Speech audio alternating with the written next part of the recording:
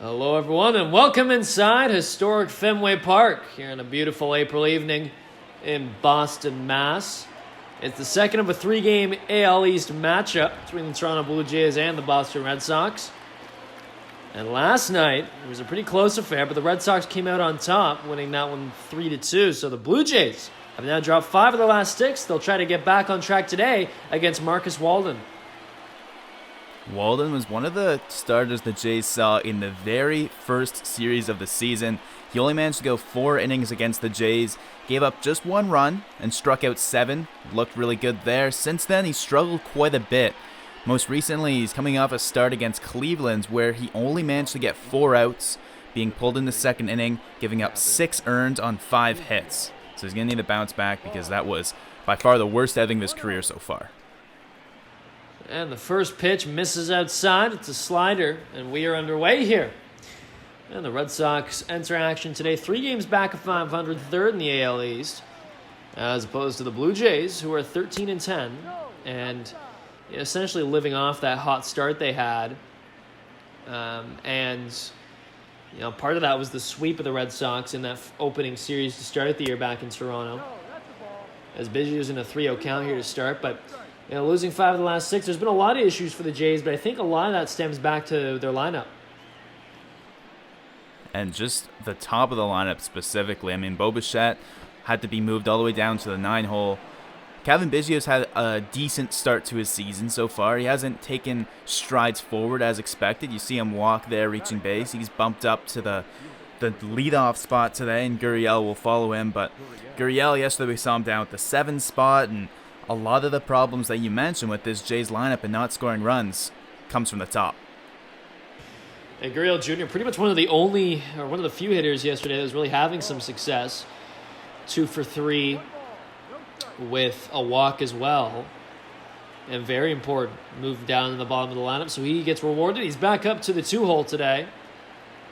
Kind of the top end of the lineup. He was primarily the number 3 hitter, 2 hitter, kind of working around there, and back up to where he fits in today. But Biggio, who just walked, actually went 2 for 11 with 7 strikeouts in 3 games against Tampa. So, that's just unacceptable, especially from the top end of your lineup when you don't have those hitters getting on. How are you supposed to score any runs? 1-1 misses inside. 2-1 now. Big thing with Lourdes Gurriel Jr. is he hasn't just been finding the gaps he was able to last year. You see the batting average down at 215 to start the year. Over his first 2 seasons with the Jays, he sat around 280 both years. So that's a big way for you to fall, especially when the power hasn't been there for him so far. He's in a 3-1 count now. So we notice Marcus Walden here, at least with the first 2 hitters, running into some tough counts. As he deals right in the zone, fouled off, full count now. And Walden, a bit of a crafty pitcher on the mound. He's going to work a lot with breaking balls, the slider and the cutter to complement his fastball, especially the slider. And that one just misses on the inside part of the plate. So 2 straight walks to start off this game for Walden. And that'll be Randall Grichuk, the center fielder, with a chance to do some damage here.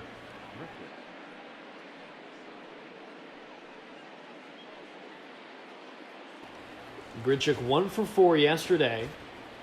And a couple strikeouts. But yeah, I mean, you speak about Walden. Here's a guy who is a product of the Red Sox rotation kind of being in shambles, as we talked a little bit about yesterday. With injuries and just trades and people moving on. All of a sudden, guys like Ryan Weber and Marcus Walden are going to be given the ball routinely here in this rotation and be expected to have some results.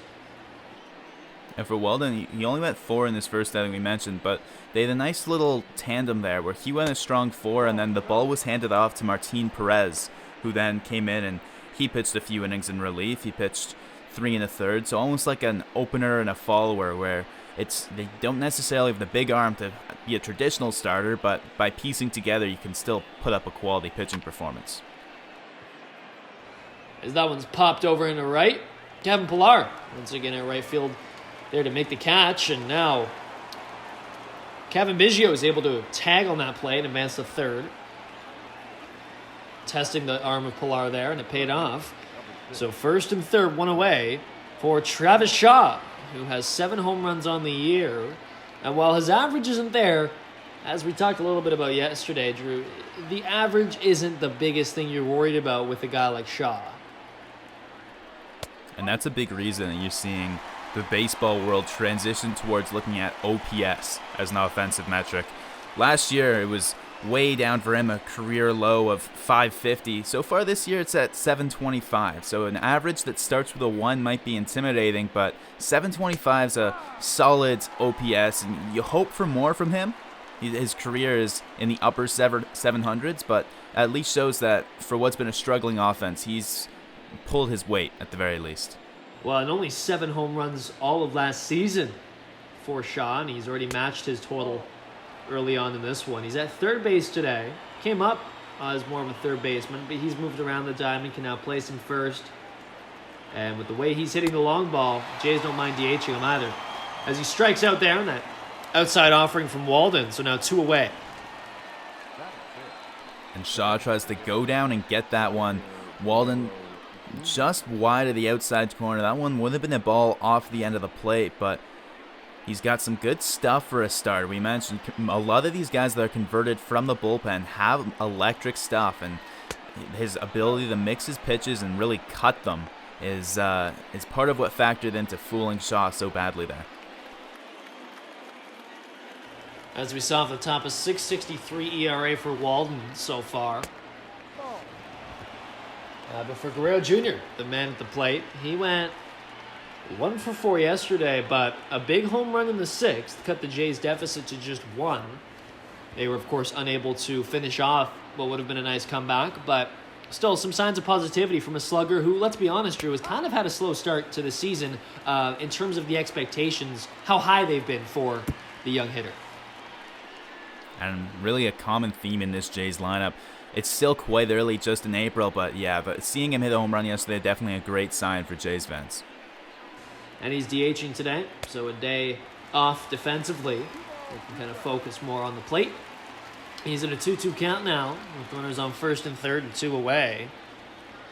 Good opportunity for the Jays to jump on Walden here, especially with the way his last start went. Low pitch gets him to whiff there, so 2 straight strikeouts for Walden to escape a couple walks to start the game. And it remains scoreless as we head to the bottom of the first.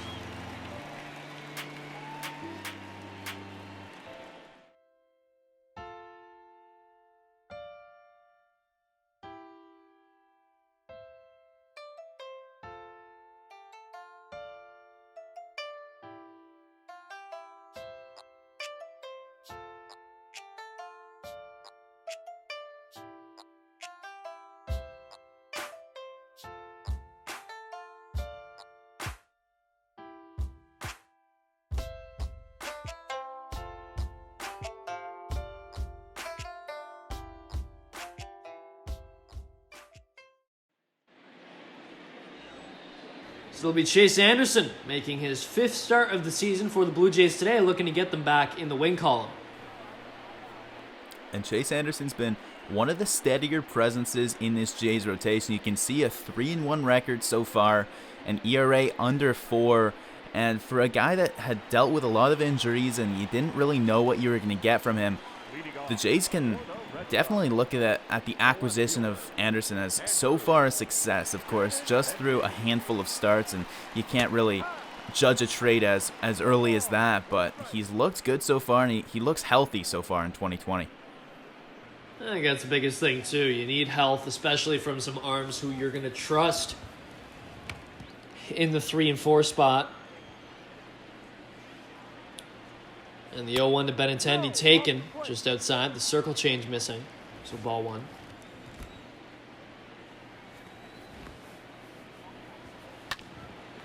And that one swung on right back up to the pitcher, Anderson. Makes the play to first, and the leadoff hitter is retired.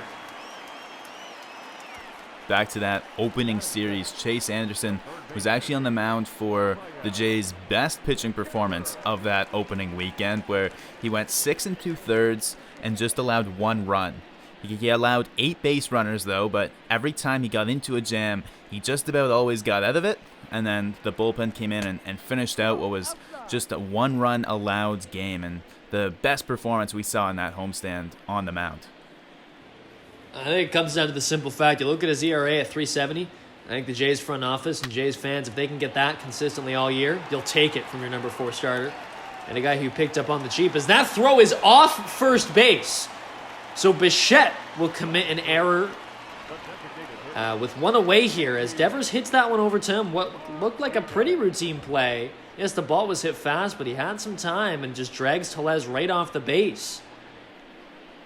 He looked like he had collected it. The ball was hit almost right to him, so he had his feet planted, wasn't on the move. Everything there shows that it should just be a textbook play over the first base, but some difficulty there for Bichette, and all of a sudden runner on base for the most dangerous hitters in the American League in J.D. Martinez. And of course, Bichette hasn't played since Sunday, so perhaps a little bit of rust defensively, or maybe just some jitters early on here at Fenway.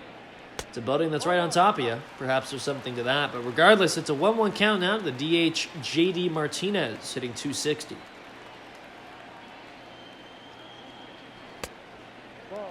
That off-speed taken low. Ball number 2 now.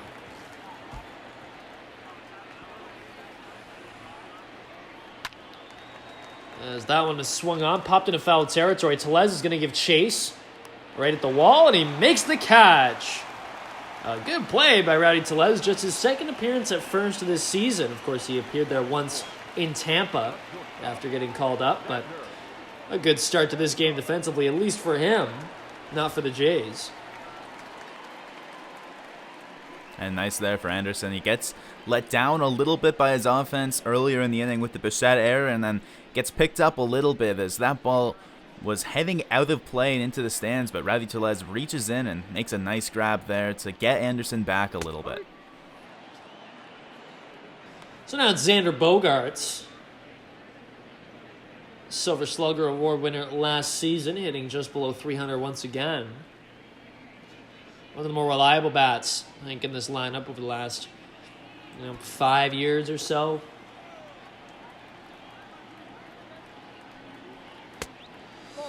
Starts off, or continues his at-bat rather, by taking an off-speed outside for ball 1.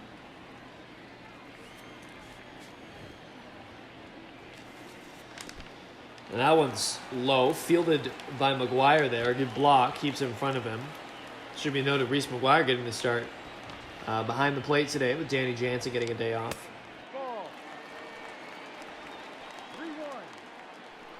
And McGuire really hasn't had much of a chance in the lineup so far. Jansen's been catching a lot of these games, especially with the off days the Jays have had. He's been able to keep Montoyo, has been able to keep Jansen in the lineup almost every game. So a 2-out walk to the shortstop Bogaerts. And now that'll bring up Mitch Moreland, who had a home run yesterday. He's on a 4-game hitting streak. A nice little stat line at the plate early on here.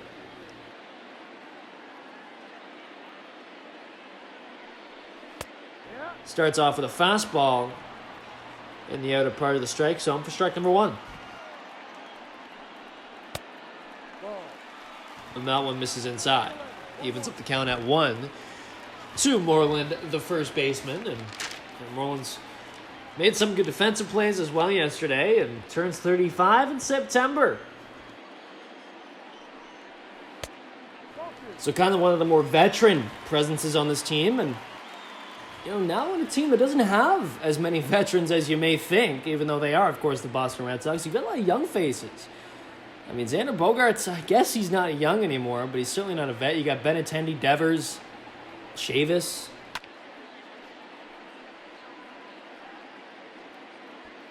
Well, and even looking further at the pitching staff, I mean, we're seeing Marcus Walden in here today. And, I mean, he's just in his 3rd season in the major leagues. And so he's in his age 31 season. I don't know if you can necessarily call him a veteran. They shipped out a lot of their experienced guys, and it's kind of a fresh look. So a full count now to Moreland. With 2 away, runners at first and second, so they'll be off. As Anderson looks to navigate around a walk as well as an error. That one is flown into right. Gurriel Jr. getting the start in right field today, usually at left. And in fact, he played some short yesterday, but regardless, he makes the play on Moreland. Anderson gets out of that inning. So we'll head to the second, still scoreless here at Fenway Park.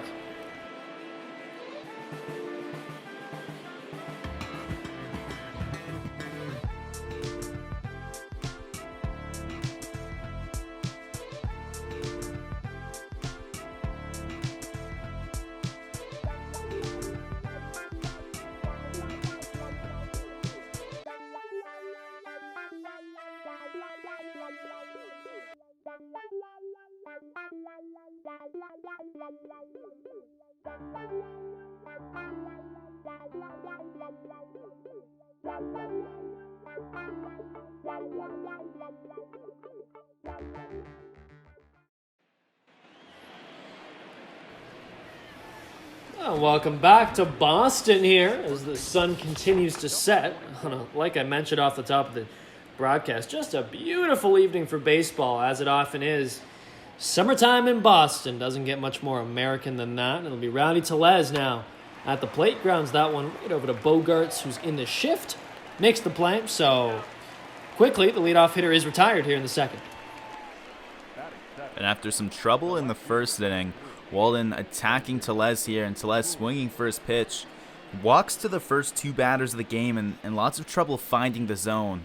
Very different start to this second inning now, as one pitch and one down. As Brandon Drury steps in, had the day off yesterday. And he's back in playing left field today. Once again showing off all that defensive versatility. He can play some third, some first, some shortstop, some left field. Much needed on a team like this where you're going to have to move a couple guys around. Especially in a young team where you're still trying to figure out who is best where. And I think Drury's one of those guys who hasn't really fit in one specific part of the team yet, but you know that Charlie Montoyo and company want him to be part of some kind of future here, as lacking in confidence as they may sound. And I think you can put it simply by saying if you start to hit, they'll find somewhere for you to play, especially when you can play 5 or 6 positions like he can. It's just so far, he started off with a bang and you saw him in the lineup almost every day, especially during that first homestand, but now as his bat's tapered off a little bit, he's rode the bench the past couple of games. They went 1 for 8 in the series against Tampa with 5 strikeouts, so not much productivity there. And he'll look to maybe change things around here in the second game of this series, his first against the Red Sox, and strikes out in his first plate appearance here at Fenway this season. Now Walden's third on the game.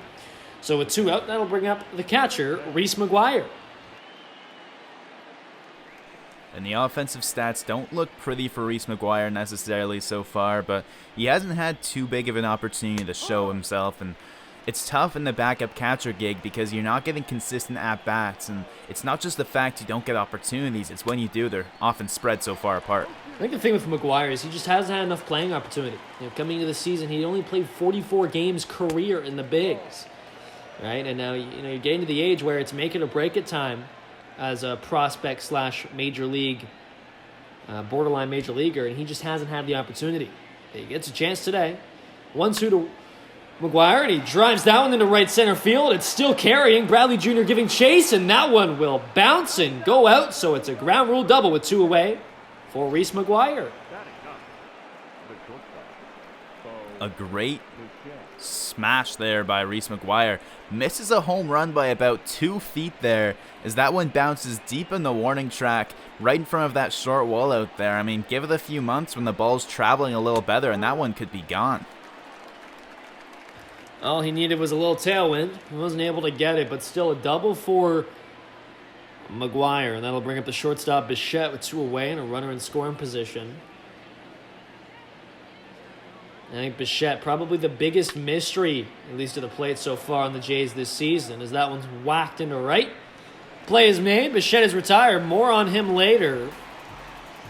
But we will head now to the bottom of the second inning. Still scoreless here in Boston.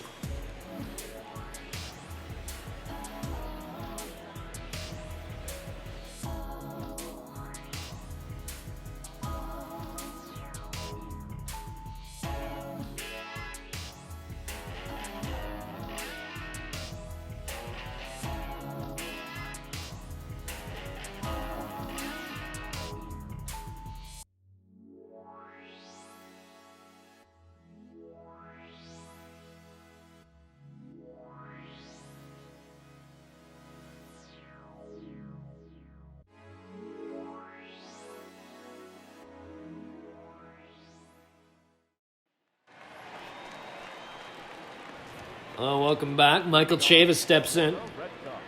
And since the Red Sox are rolling out the exact same lineup as yesterday, Chavis will get another opportunity here in the 6th hole at second. And he's had a lot of opportunity really this year and at the major league level with the Sox because, well, a number of reasons, but mainly Dustin Pedroia being hurt.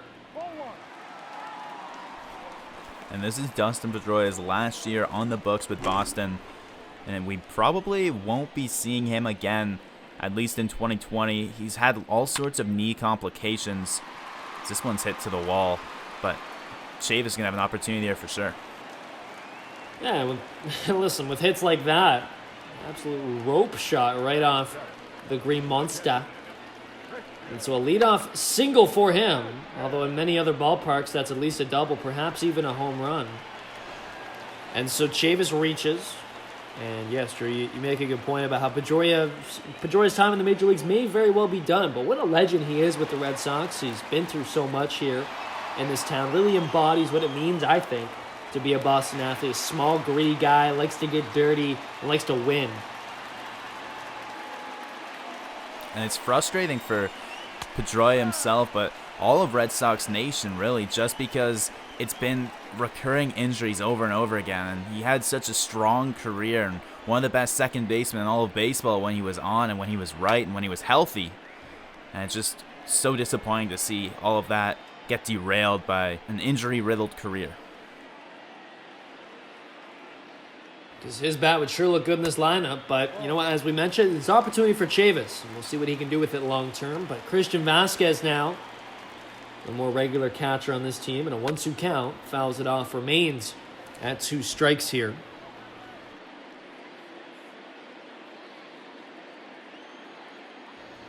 Vasquez 1 for 3 yesterday, was also hit by a pitch as that one is flown out to left. It's looking like it's going to go off the wall.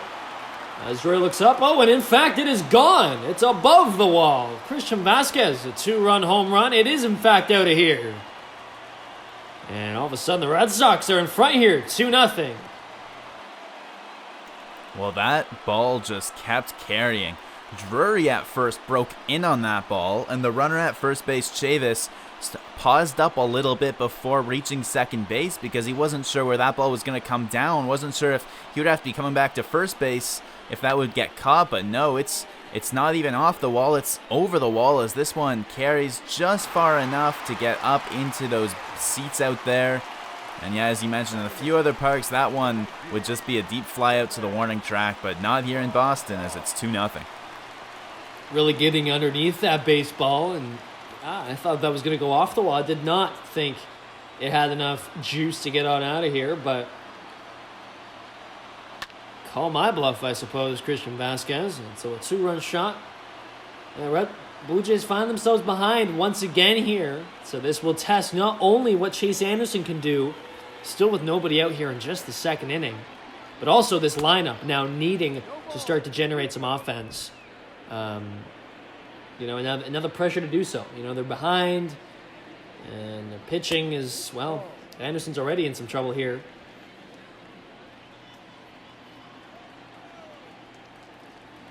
Line on 1-2 count. That one is swung on and just foul down the third base line. You can really see the give and take of the monster there in those past 2 at-bats. One's a laser off near the top of the wall that only goes for a single, and then the second one's one that Vasquez gets under, but it has enough carry to just get into those seats and roll over the home run. So the 1-2 to Pilar, former Blue Jay. That one is flown out to left. Drury will get underneath it this time.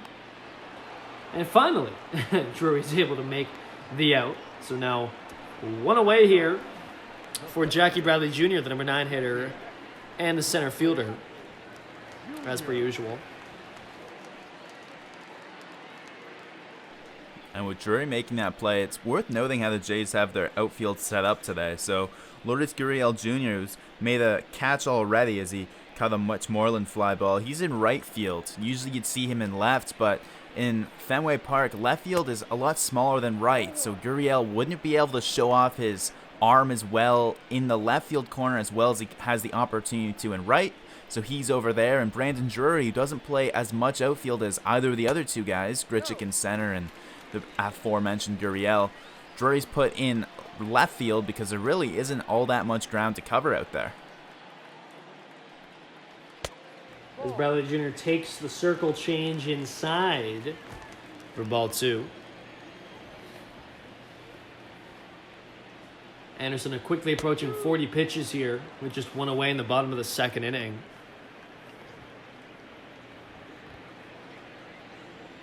And now Bradley Jr., here's a guy who, hitting 340 on the year, so he's going to be able to hit and potentially get you back to the top of your lineup.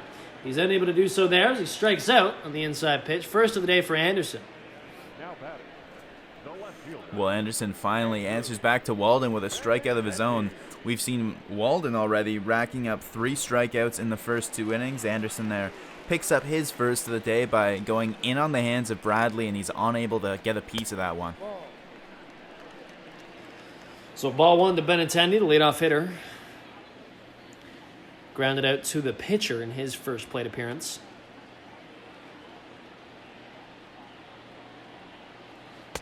A big cut on that circle change evens this count up at 1.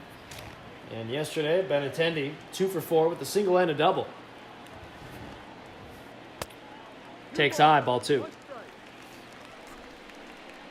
could see on that big swing and miss on the circle change a couple pitches ago, he was well out in front of that one as he took a big hack, clearly looking for a fastball on that pitch, and now he's ahead in the count with the 2-1 count. He can either decide to keep waiting for a fastball and sitting on it and let a strike go by if it's a breaking ball, or adjust his plan now that he's seen that Anderson and McGuire knew he was at one point wanting fastball, and now look for something off speed now that he's seen each of the pitches Anderson has to offer.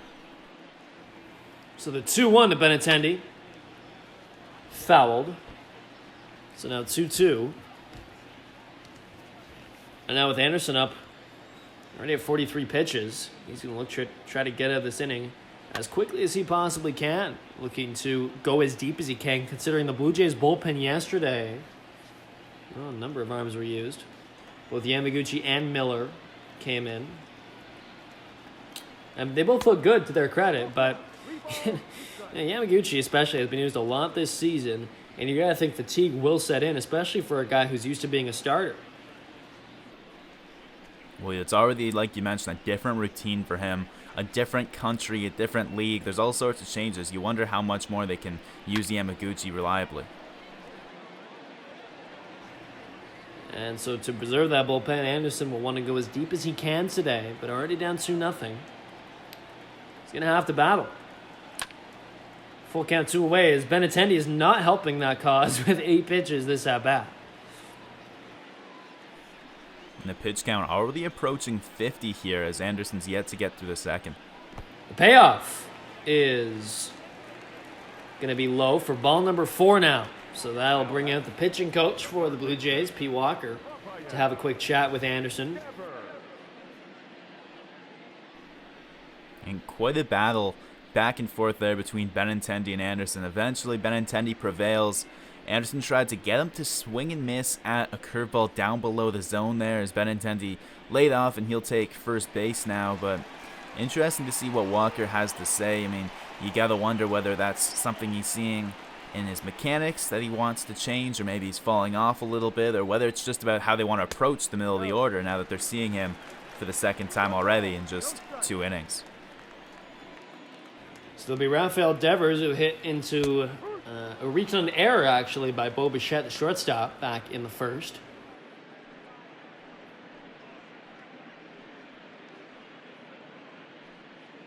Devers is a guy who really exploded last year offensively. Hit over 30 home runs, and that was a new career high. Also had 115 RBI. That was another career high.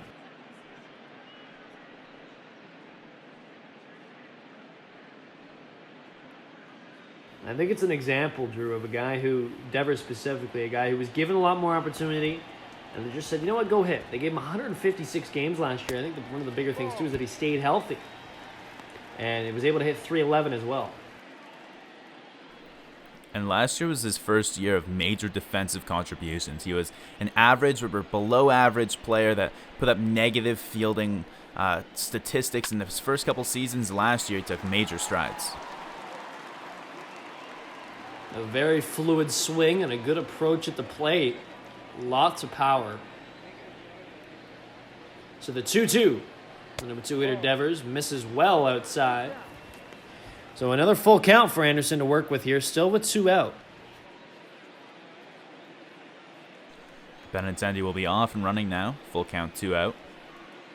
The pitch is fouled. Right back. Looked like it might have gone off of McGuire's glove. 56th pitch of the outing for Anderson. It was fouled into the seats.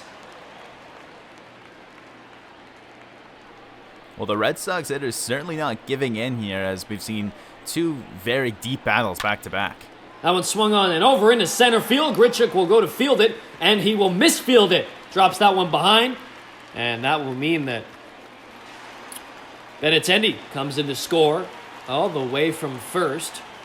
And Devers gets himself a 2-out double and also an RBI. Great work by Devers there to shorten up his swing just a little bit and poke it right back up the middle. Not sure what happened with Grichuk, because Benintendi was really just rounding second there, and he didn't have to rush to pick that ball up in center field. It was rolling at him pretty slowly, and a guy that really has shown great defensive success throughout his career so far. That's already the third or fourth time we've seen him do that in 2020, and I really don't know what's up with that. It's certainly something to keep an eye on as the season goes on. And listen, it just cost the Blue Jays a run, frankly. Because Benintendi, yes, he was off on the play, but if Grichuk fields that cleanly and does what kind of his job out there in center defensively, there's no way Benintendi can get home. Well, as I mentioned, Benintendi was just rounding second base as Grichuk was getting there, so it probably wasn't even on Benintendi's mind to even consider going home until that ball got past Grichuk. So now a 1-2 count to J.D. Martinez, who popped over to first, back in the first. Fouls one off, stays alive now.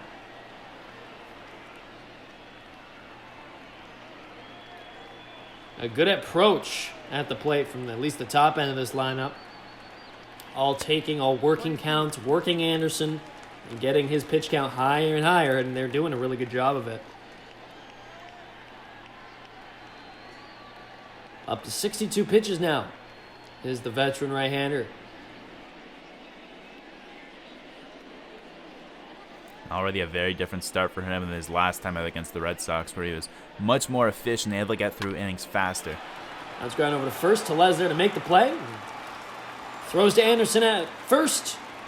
So Martinez is retired, but not before Christian Vasquez hits himself a 2-run shot. Rafael Devers with a 2-out RBI double. It's a 3-0 ball game now in Boston as we head to the third.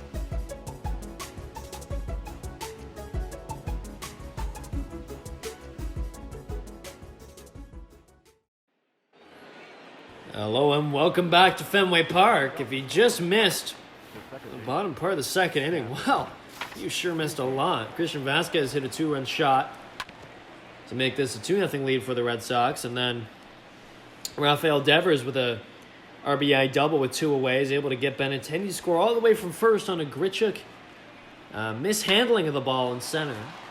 And then that one is hit right back up the middle by the leadoff hitter Biggio. So a leadoff single, I should say, to start this inning off. Biggio now reaching base twice in 2 plate appearances. He walked in the first inning and ended up getting over the third, wasn't able to come home. Here he starts off another inning by reaching base, and that's why the Jays moved him up to the leadoff spot. So now with a runner on first, just like last time Gurriel Jr. was up.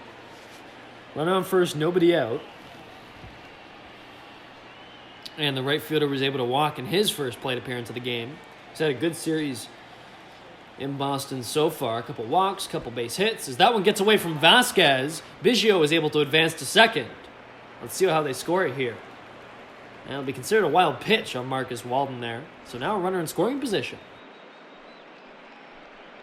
You can see Vasquez was set up down and away, but that one well into the opposite-handed batter's box there, as Vasquez has really no chance. He slides all the way over, can't corral it, and Walden digging himself deeper here with the runner in scoring position now.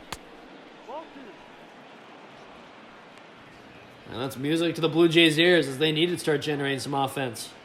Already down 3-0. The starter's getting taxed, and their bullpen is no longer fresh either. So a big opportunity early in the game for Gurriel Jr. with nobody out. Fouls it off, evens up the count at 2 now.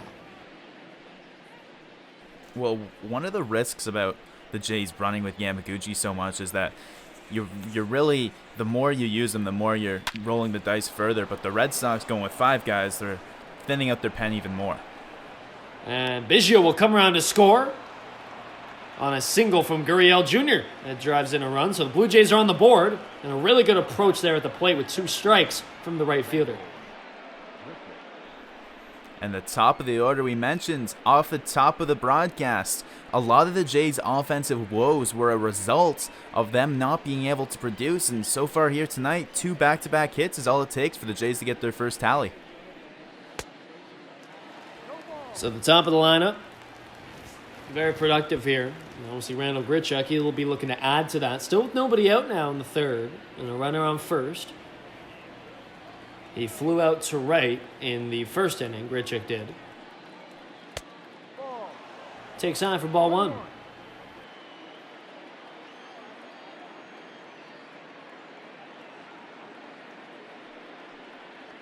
And that one swung on, grounded over to third. Devers to second for 1 to first, and they get him. So a double play executed there by the Red Sox. And so quickly, all of a sudden, there was a runner on, a runner already scored and nobody out. Grichuk grounds into a double play, so the bases are empty for Travis Shaw. And nice work by the infielders there all the way around the horn as Devers had to pick that one up almost on a bit of a short hop and quickly fired over. A fast pivot over there by the second baseman. Gets it over the first in time, and nice fundamental double play right there. I think if you're Charlie Montoyo in the Blue Jays lineup, that's probably the very last result you would have wanted from that Grichuk at bat, as that one's grounded over. Chavis in the shift at second makes the play, and so Shaw is retired. But not before the Jays are able to get a run on the board, so it's 3-1 as we head to the bottom of the third at Fenway.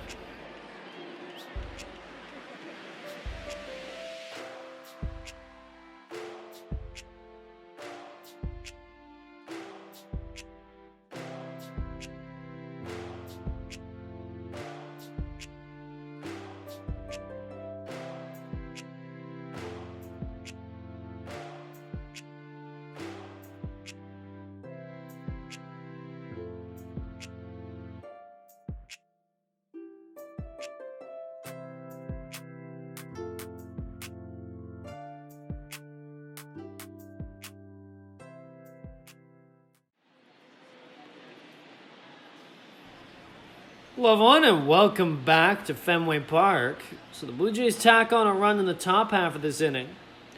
And the Red Sox will look to counter as Chase Anderson's pitch count is only getting higher and higher.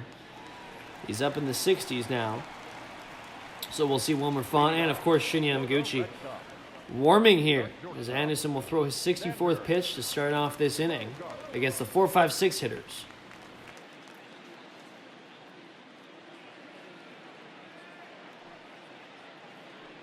Bogaerts walked in his first plate appearance in the first inning.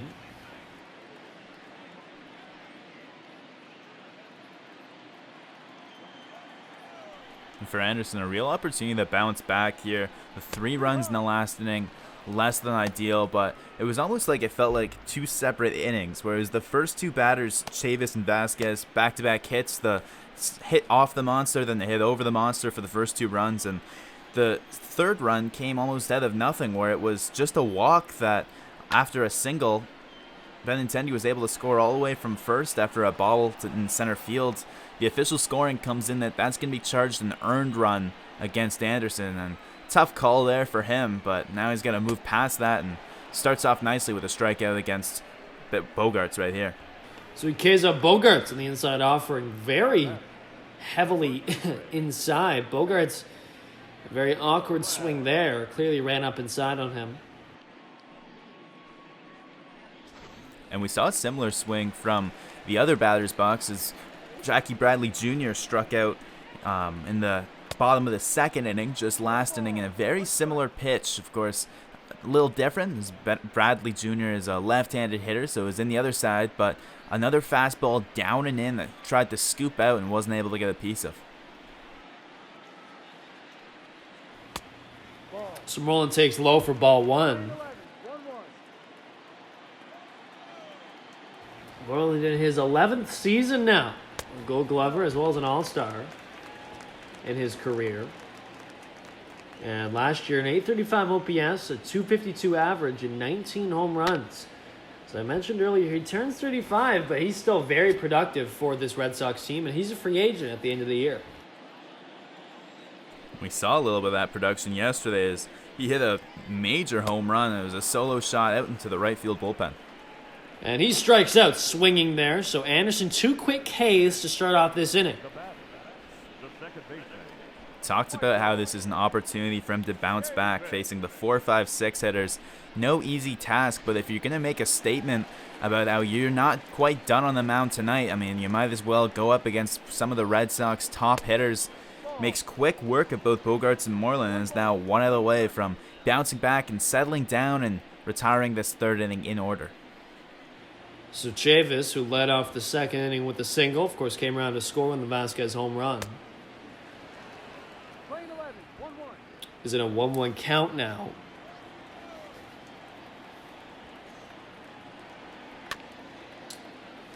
Fouls that one off the plate. So Anderson's ahead once again in the count now. 2 strikes. He's got a chance to strike out the side here. With 2 away as Chavis pops that one up over into foul territory. Tellez gets underneath it right in front of the Red Sox dugout, and he'll make the play. So 3 up, 3 down. A quick inning and a much-needed quick inning for Chase Anderson. As we'll head to the 4th, the Jays look to continue their comeback on the virtual Jays Network.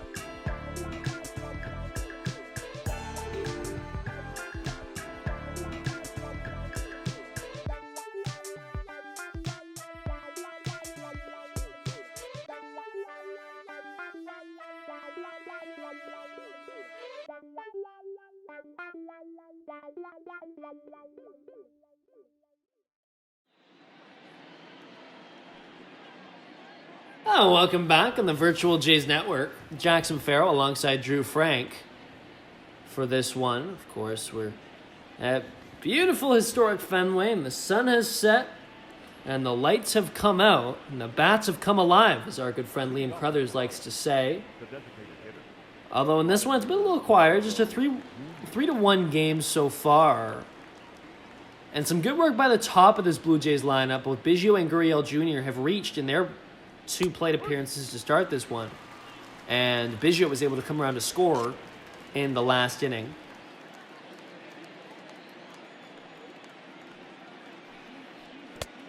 So it's Guerrero Jr. taking a sinker low there. So now 1-1 count to him as he'll try to lead things off on the right foot in the 4th. A slider. This is away. Now 2-1. So Walden, yeah, you mentioned it earlier, but he debuted in 2018. I mean, this is a guy, as that one is flown down into the seats. Foul. This guy was actually drafted by Toronto way back in the 9th round in 2007. And he bounced around Toronto, Oakland, Cincinnati, Minnesota, Boston, mainly in the minor leagues. Of course, he debuted at the age of 29 after being pretty much a career minor leaguer here in Boston. Made his debut. As that one is flown down the first base line, Moreland tracks it and makes the play. So the leadoff hitter, Guerrero Jr., is retired. And Walden worked his way up to the majors with a very crafty repertoire. He's not a guy that has that elite heat or that blazing fastball. he can still get it up to 95, 96, but it's the slider and it's the cutter, and you've seen quite a few of those already tonight. He can also sink his fastball a little bit, but it's going to be that cutter. He throws one right there that is really what gets effectiveness for him, because he can work it in on the lefties like Tellez, or he can try and pick the backdoor corner like you just saw there. And against righties, it's tough because it's a pitch that breaks away from them, and overall an effective pitch if you can command it and avoid the walks, which we've already seen a problem tonight, as it started off some trouble in the first for him, and now it's the ball away from walking Tellez. I think Boston, you talk about a guy who was a career minor leaguer, figured it out, was able to make the bigs at a much later age. I think Boston is one of those cities, when you get to the top and you're amongst the pro sports here, it really feels like, okay, you've made it. You've made the big leagues. And so I can't imagine how great Walden must feel, especially now getting the opportunity to start, right? As we talked about with some injuries and some guys moving on, he's got a real opportunity here to really achieve his dreams much later than he may have thought he would. As Tellez grounds that one to second, and the play is made, now 2 away. And so far, he's looked quite good. We've seen a very shaky start that we mentioned in his last appearance against Cleveland, but so far so good in terms of bouncing back from it. He's looking a lot more like the Marcus Walden that we saw at the beginning of the year, where he went 4 innings, he struck out 7, and sure, he didn't go overly deep in the game, and we may not see him go too deep here tonight either, but for the innings he's pitching, he's been effective, efficient, and looked pretty good so far. So it'll be Brandon Drury who starts off with a strike. We're 2 away here in the top of the 4th. And that one's popped out to left. Very high. Benintendi's able to see that ball through the lights and make the play. So 3 up, 3 down here for the Blue Jays in the 4th. We will head to the bottom part. 7, 8, 9 hitters up for the Red Sox.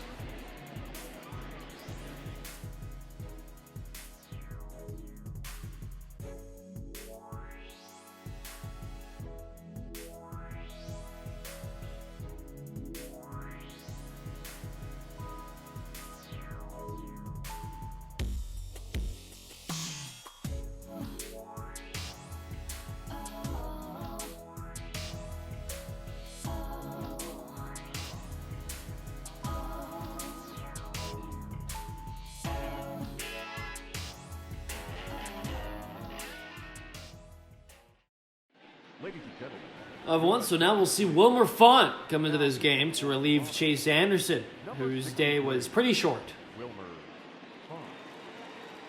Well, I'm sure a lot of people were expecting that Chase Anderson would at least outlast Marcus Walden, but that's not the case. Anderson gone after just 3 innings, and the first real rough patch in his Blue Jays tenure. The 3-1 records in jeopardy of falling behind down to 3-2 as he leaves trailing the Red Sox, but Wilmer Font coming in, getting an opportunity to go a few innings. A guy that's started games as recently as 2019, and for the Jays, he's worked exclusively out of the bullpen, aside from a handful of opening gigs in 2019. But he's looked good, especially so far this year, yet to allow a run, and just overall been very, very effective in his opportunity to work. So the 1-1 is swung on, grounded over to second. Biggio makes the play. And leadoff hitter Vasquez is retired for Font in just 3 pitches. Of course, Vasquez last time up hit a 2-run shot, so a much better result for the Blue Jays here. It'll be Kevin Pillar now, 0 for 1 on the day, flew out to left. And I think for Wilmer Font here now, it's going to be imperative he can go multiple innings. If he runs into some trouble, well, this Blue Jays bullpen could be very depleted come tomorrow, and even the road trip to Baltimore, as that one is flown into left. Drury tracks it down and makes the play, so quickly 2 up, 2 down here. And at the very least, they had the off day on Monday, so Font and his peers are mostly coming in rested. Just 2 Blue Jays through yesterday as Yamaguchi and Miller came into the game. But yeah, you mentioned any time that you have to go to the bullpen in only the 4th inning and you get just 3 from your starter, unless it's an opener scenario and you've got a plan for that, it's really going to make you have to adjust on the fly when you use your bullpen. So 2-0 to the center fielder, Bradley Jr.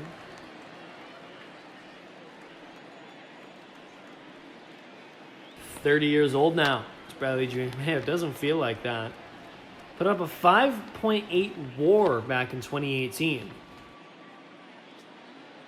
Of course, he won a Gold Glove that year. And one of the better defensive center fielders in the American League, as that one's poked over to the third base side. Font tries to field and throw, makes a good play, but it'll be ruled a base hit as Bradley Jr. is able to beat out the play. And a bat destroyed in the process. Bradley Jr. there wasn't trying to go against the shift at all there. Wasn't trying to be cute, wasn't bunting or anything. It was just Font got in on his hands and effectively jammed him to the point that the bat got shattered and the ball just trickled down that third base line. A close play as Font really pounced on that ball, but Bradley Jr. able to beat it out. So a 1-1 count to Benintendi now. 0 for 1 with a walk. Came around to score back in the second. That one's right off of McGuire, right in front of the plate. The throw is made to second, but Bradley Jr. will easily be safe. So that one's going to be ruled a wild pitch. Bit of a crazy set of events there at the plate. And that one, you'd hope that your catcher would be able to block that one, but it's ruled a wild pitch because it ultimately does fall in the pitch, or that one spiked down in front of him. McGuire almost able to smother that one to prevent the runner from advancing, but nonetheless, Bradley Jr. gets the extra base, and almost reminiscent of what we saw when the Jays tallied their own run. It was just a harmless single followed by a wild pitch, and then all of a sudden, any base hit would bring in the runner from second.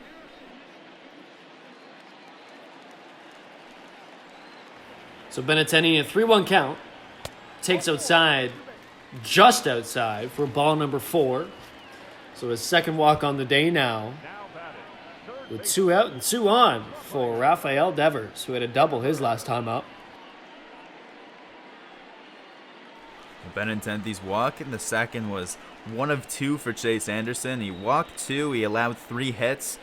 Those combined for 3 runs, all earned, and he struck out 3 in just 3 innings of work. So 3s all around for Chase Anderson, and none of them really in a good way.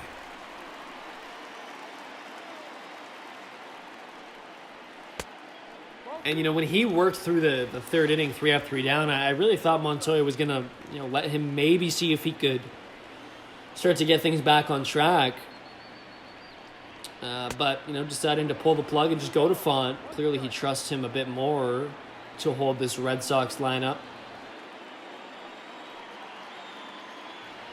So 2-1 to the slugger Devers. And that one is taken on the inside part of the plate for ball number 3. So Font once again getting behind in the count here in the top end of this lineup, who's really been causing some damage to these pitchers. That one's driven foul, full count now. And so both runners will get the head start on the base paths as full count 2-out delivery comes in from Font. Strikeout there. Devers swings out the high heat. So Font's able to escape the inning with runners at first and second. Still 3-1 Boston as we head to the 5th.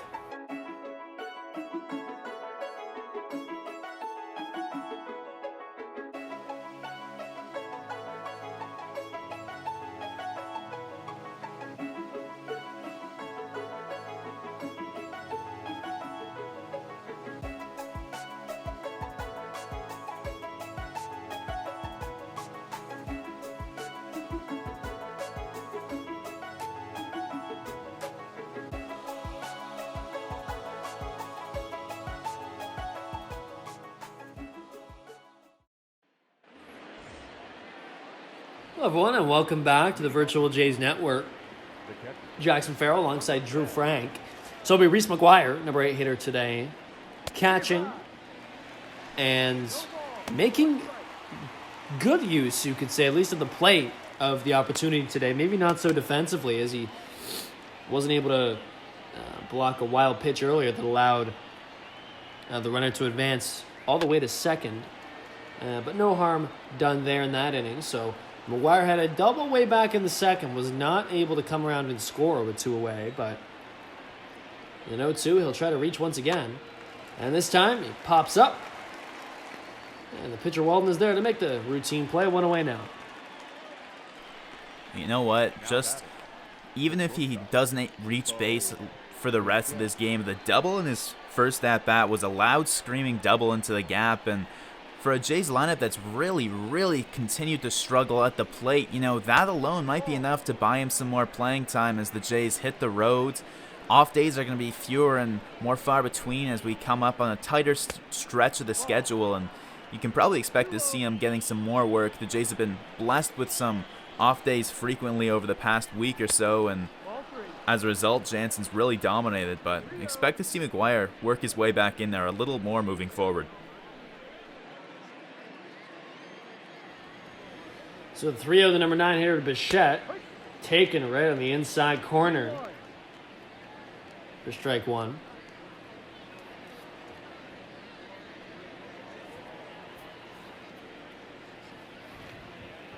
Bichette, of course, 1 for 8 with 6 strikeouts in Tampa Bay. Has an awful start to the season, he has. And that one's taken inside for a walk. So Bichette reaches here with 1 away to turn this lineup over to what has been a very productive top 2 hitters in Biggio and Gurriel Jr.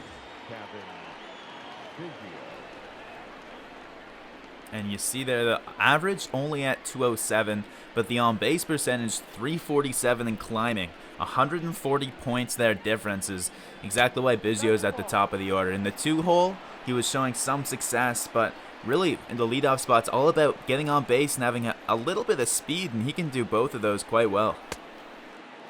And a very awkward swing there. Completely fooled on that pitch. That swing was nowhere close to the pitch. Nonetheless, it's a 1-1 count. And that one's poked foul, so Walden gets ahead now quickly here, 1-2.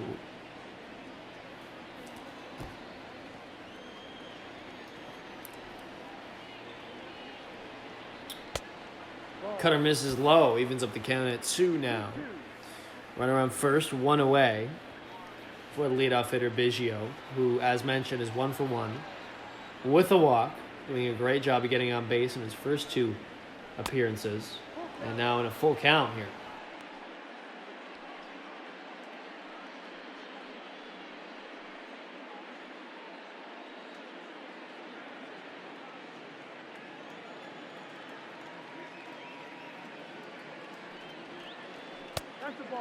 That one called a ball, and the fans here at Fenway don't like it. Right in the bottom part of the zone, really could have gone either way, and the ump will give it to Biggio. So that'll chase Walden from the game. It'll be Martin Perez who will come in to relieve him. And this is the same combination that we saw way back on Game 2 of the season.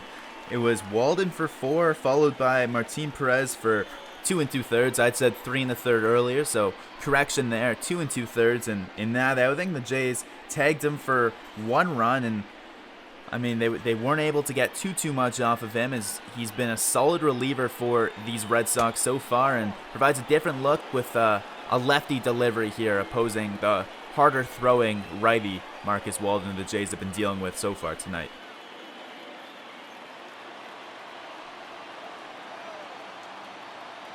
So back-to-back walks issued to the Blue Jays here, as that one is ground over to third. Devers can't make the play, and everybody will reach. So the bases are now loaded with 1 away off that Gurriel Jr. It's going to be ruled an infield base hit. Well, that ball was hit hard, and it was a tough play for Devers.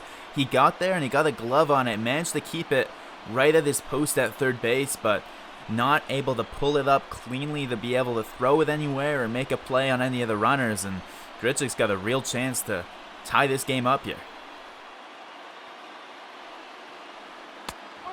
So the Jays lurking here with Perez on the mound. A little tough situation for him. Grichuk grounded into a double play back in his last appearance in the 3rd.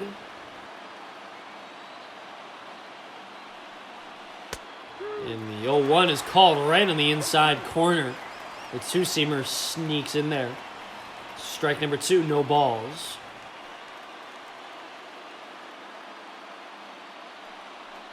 Perez deals that one on the inside part.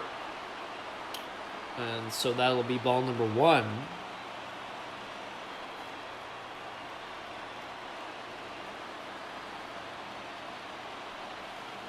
Jay's looking to break this thing open. 1-2 inside.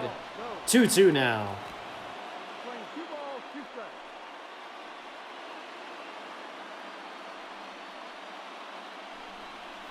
Perez has really struggled in this season after his strong start against Toronto. His last few innings has given up 10 runs in just his last 6 innings of work, and he's not going to be responsible for the 2 runners in scoring position now, but Grichuk at the plate and Gurriel on first base are his man for sure. Full count, 1 out, bases loaded. Here's the pitch to Grichuk. Driven, but it'll sail foul into the left field side. Grichuk showed his power yesterday, wasn't able to convert it, but a deep fly ball to the warning track, and looking for some more here, as that's all he needs to drive in a sac fly. That one's hit through the gap into left field. 1 run will score. And the bases are now still loaded with 1 away, so Grichuk with a 1-out RBI single here. Well, that sure beats a sac fly. They get the run in, and there's still just 1 away. Finds the 5-6 hole, just manages to sneak it through the 2 defenders. As Grichuk picks up the RBI, Bichette comes in to score, and now Shaw's got the same opportunity, looking to tie this one up. And Shaw drills one into deep right field. Pilar back at the warning track, makes the catch. But that'll mean that a runner can tag and score. It's a tie ball game now in the top of the 5th. And Gurriel tagging advances from second to third there, in addition to Biggio coming around to score on the sac fly. So there's still a runner on third base, and a little tougher now as Guerrero Jr. has to deal with 2 outs, and will have to find a base hit somewhere to drive in Gurriel, but he's right there and ready on third base. And what a good time to have your premier slugger in the box. Third of the Blue Jays in hits. Had a big home run yesterday over the Monster.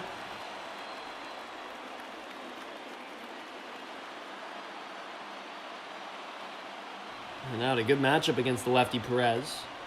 Takes inside. Checks his swing, I should say. But it's a ball regardless. Guerrero Jr. 0 for 2 on the day with a strikeout way back in the first. As that changeup, or circle change rather, misses well outside. Ball 2.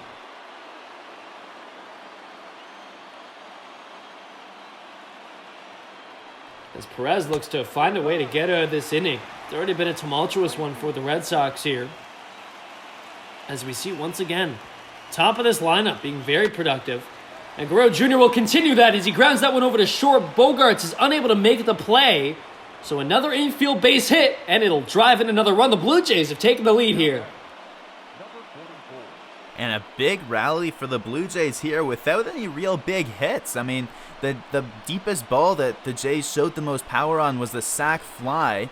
The singles that have come through, I mean, we saw one from Gurriel, which stayed on the infield. The one from Guerrero there stays on the infield. And Grichuk's was a grounder that just found a hole. So kind of goes to show you don't necessarily need to be hitting balls 300, 400 feet to start a rally, as the Jays have picked up 3 runs here already with just 1 ball that's really been hit with any sort of power at all. So an RBI each for Grichuk, Shaw, and Guerrero Jr. in that order. And it all started with a 1-out walk from Bo Bichette. So there you go. Came around to score. As that one is hit foul back into the seats. Well, back. So it's an 0-2 count with 2 away to Tellez. And if anyone's going to have some power and perhaps driving around that way, it would be a guy like Tellez. The 0-2 misses outside. It's a tougher matchup here against the crafty lefty Martin Perez, especially for a guy like Rowdy Tellez that does tend to swing and miss quite a bit. Perez is a strong mix of speeds. He throws a effective circle change as well as a heat up to 96. So the 1-2 to Tellez, taken high.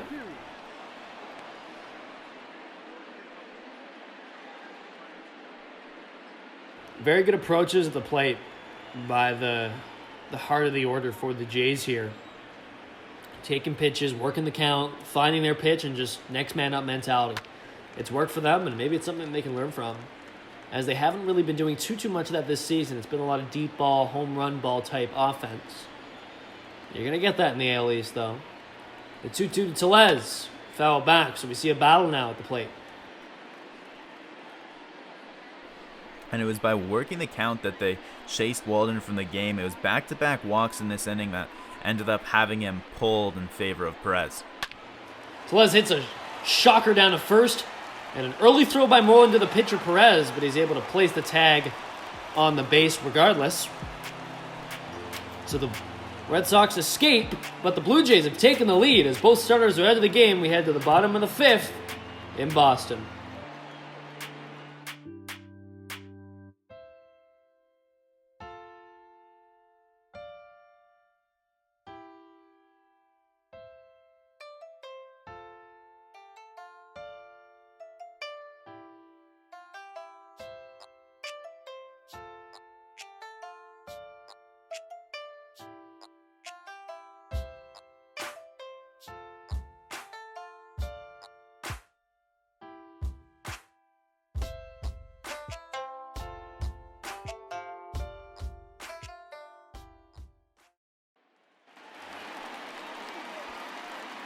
So it hasn't necessarily been a pitching duel so far, as both starters in this one, Chase Anderson and Marcus Walden, have been chased from the game. No pun intended. So JD Martinez at the plate now, as Font comes out for his second inning of work here.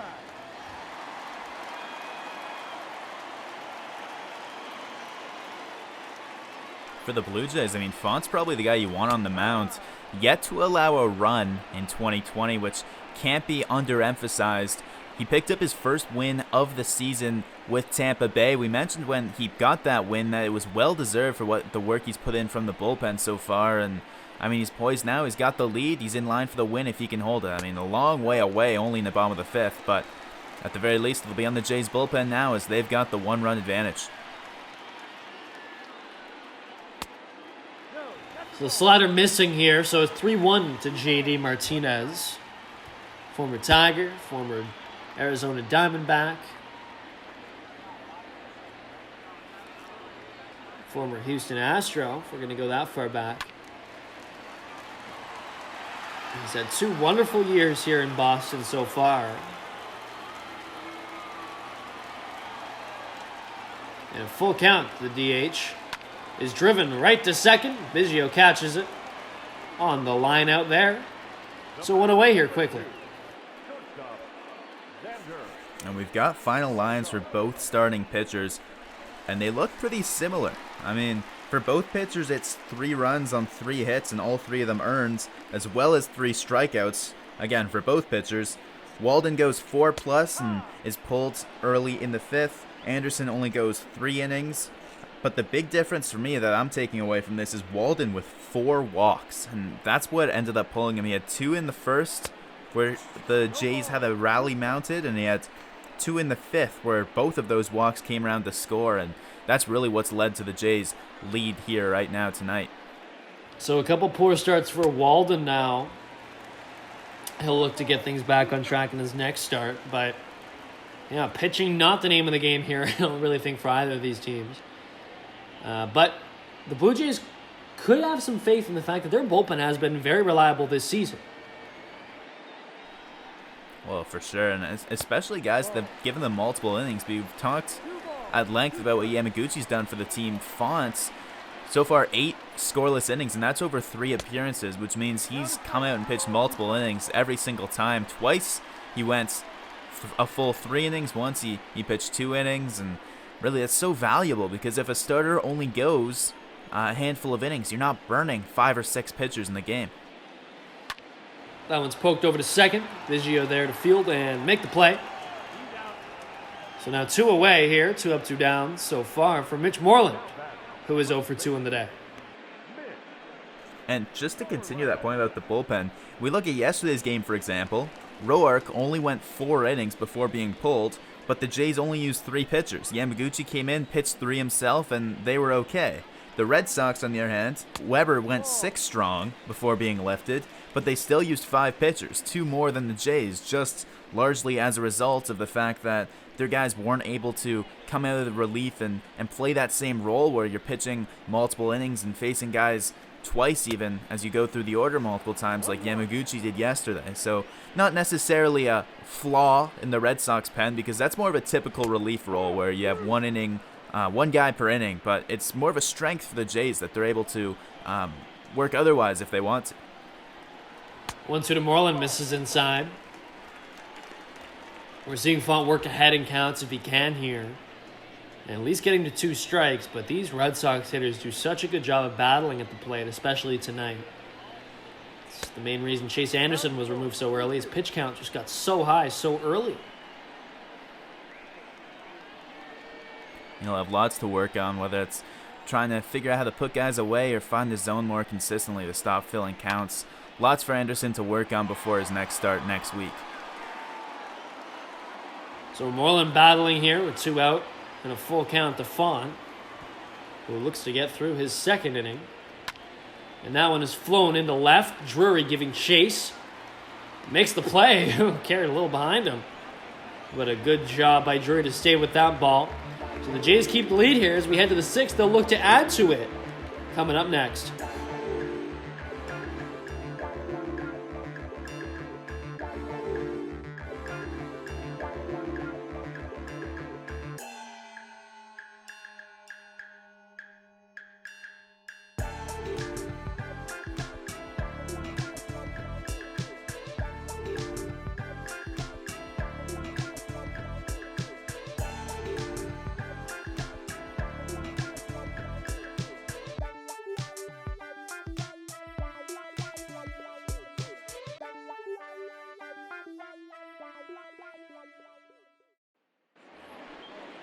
Loveland, and welcome back. So we'll see Brandon Drury,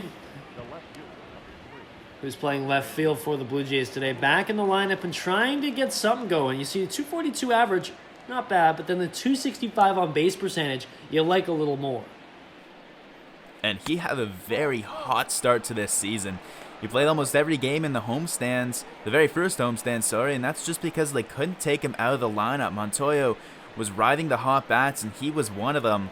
Since then, things have really cooled off quick. 15 home runs last year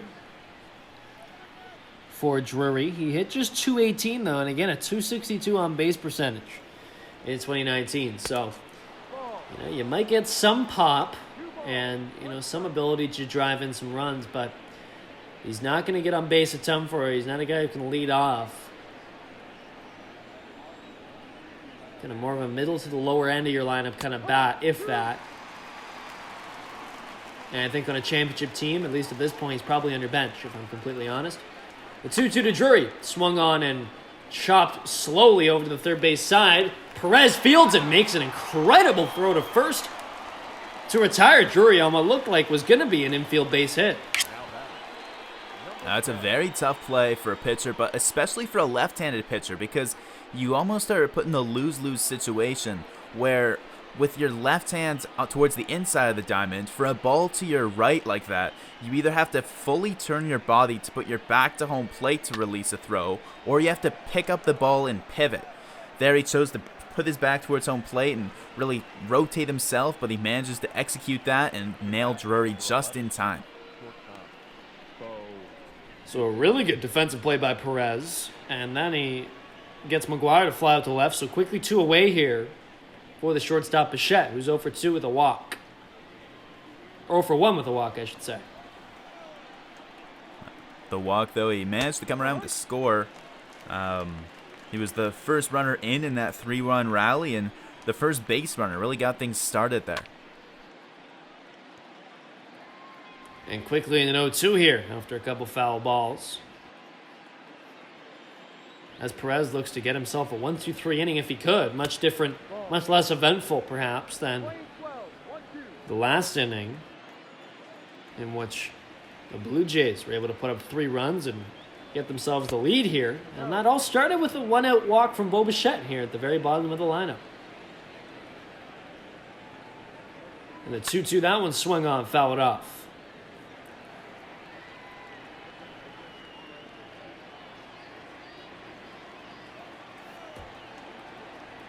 As Perez looks to get through this inning, Bichette really doing a good job of battling here.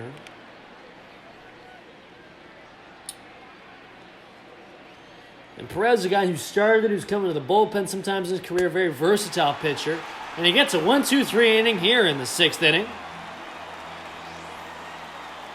as Bichette strikes out. So we'll head to the bottom part of the inning, and it's still a 1-run lead for the Blue Jays here on the virtual Jays Network.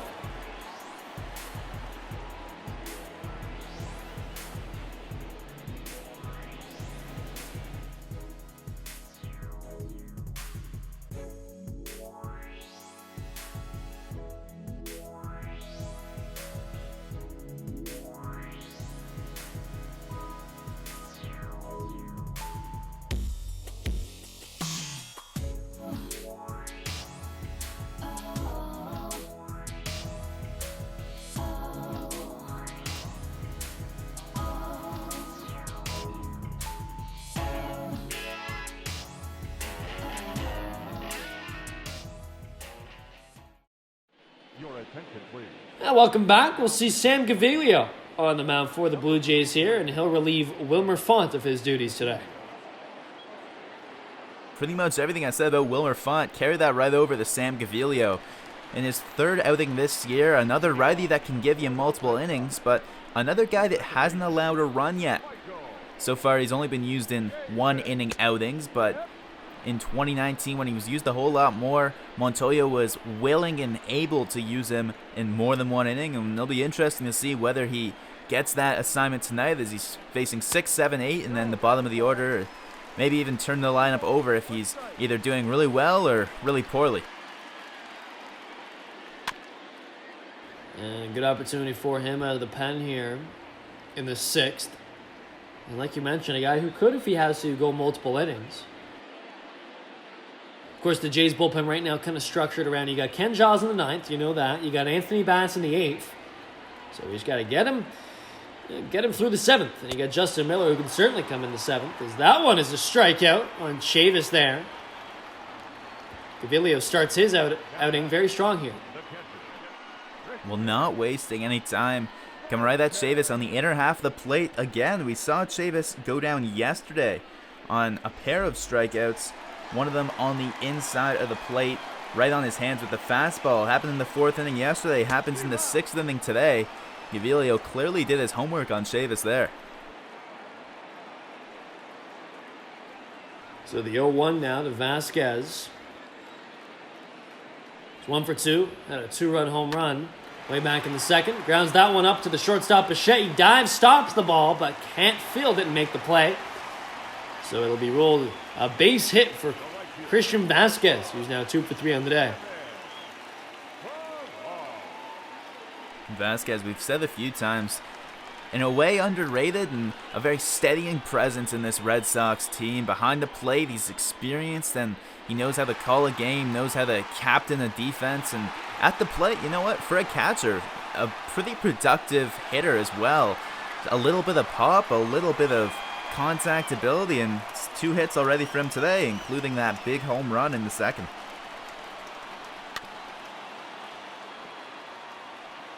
As Kevin Pillar steps in, fouls off the first pitch he sees in this at-bat. He has a couple flouts to left in this game.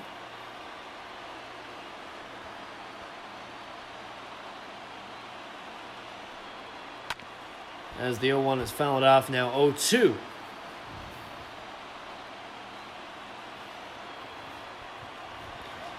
Pillar, a guy, whether you believe it or not, he's 31, Blue Jays fans. He's no longer just that young center fielder, as he's now in right field with the Red Sox. That one's thrown to second for 1, to first for 2. So a very quick double play executed there by the Blue Jays, started by Sam Gaviglio with a good play defensively. Well, Gavilio's throw goes a little bit wild and drags Bichette off of the bag. Not sure if Bichette thought he was going to get the call there. The umpire rules him off the bag, but very quickly and alertly gets that ball over the first base to get Pilar just in time. So it could have been disastrous for the Jays. They don't get the lead runner, but at the very least, Bichette saves the play by getting Pilar, and there's 2 out now, as that'll be it for Sam Gaviglio. My apologies. I thought Bichette was able to keep his foot on the bag there, but unable to do so on the poor throw from Gaviglio. But as you mentioned, Drew, they do still get Pilar out. And so it'll be 2 out, runner on second for Jackie Bradley Jr. as Thomas Pannone, the lefty, comes in to take on the center fielder. And the only lefty in the Jays' pen gets the assignment of Bradley Jr. Benintendi endeavors 3 lefties in a row here, and I'm sure you can see why, and he's very effective here as he quickly gets the ground out from Bradley Jr. So the Blue Jays get out of a little bit of a scare and remain in the lead here 4-3 as we head to the 7th in Boston.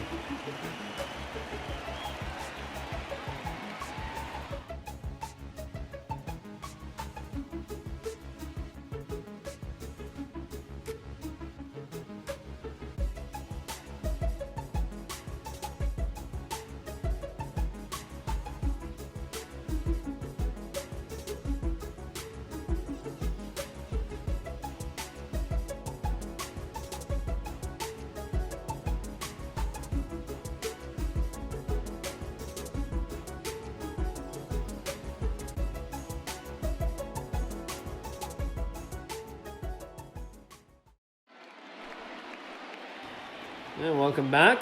So we'll see Ryan Brashear come into this one. We saw him earlier this season back in Toronto. And he's someone that the Red Sox have gone to quite often this year. He's already got 13 innings under his belt, and you can see why. A 2.70 ERA. A guy that's been with them a couple of years and has shown some quality flashes. He's got some swing and miss stuff, and I mean, a solid piece in the Red Sox pen that's been shaky for a couple of years now. Yeah, I think really the only back end of the bullpen is the one you can trust with the Red Sox, right? You look at a guy like Brandon Workman, Matt Barnes, even when Kimbrel was here a couple of years ago, but things have certainly changed. So they'll need guys like Ryan Brashear and Heath Hembree and, of course, Darwinson Hernandez, who we've seen a bunch at least get loose. And that's how they're going to have to piece it together, especially with a bit of a lacking rotation this year. And they're down by a run as we kick things off in the 7th. And Biggio is in a 2-1 count here as that 2-C misses inside. And an early swing there on that changeup got him. Pulled the string there, so evens up the count at 2 now. Not the first early and off-balance swing we've seen from Biggio tonight. Yeah, out of touch a bit as he gets a strikeout on that well outside pitch from Brashear. So 1 away. And not really much that you'd think would fool Biggio on that pitch. It started outside and it stayed outside. It just seemed like a straight changeup breaking straight down there. Either way though, Brashear manages to get the out and retires Biggio. Had been a problem tonight. That one's grounded into right center. Bradley Jr. comes all the way over and makes the play as Pilar kind of just stopped and watched and let his center fielder go get it. And he is quick out there. He knows the perfect route to get to those baseballs. And Gold Glove proves that. But back to Biggio. It's interesting with him because he had been seeing the ball so well already in this game. A couple walks and a single. And we know he's good at getting on base, and he has great plate discipline. It's one of his strengths. So very odd to see some awkward swings and really just a very strange plate appearance there.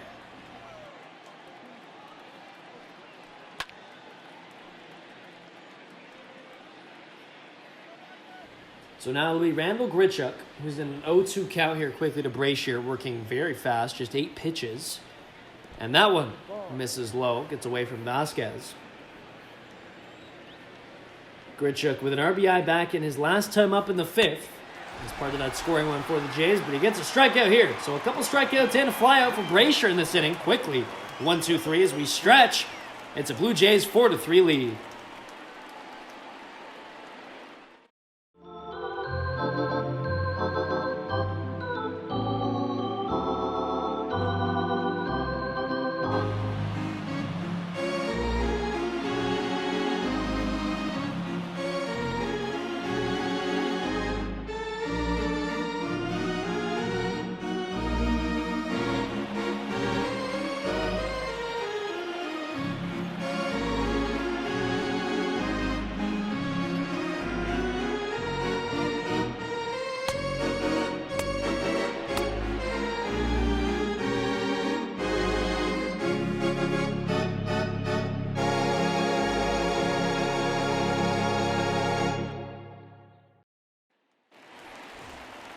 And welcome back. So we'll see the lefty Thomas Pannone continue his outing today after recording the final out back in the 6th on the lefty Bradley Jr.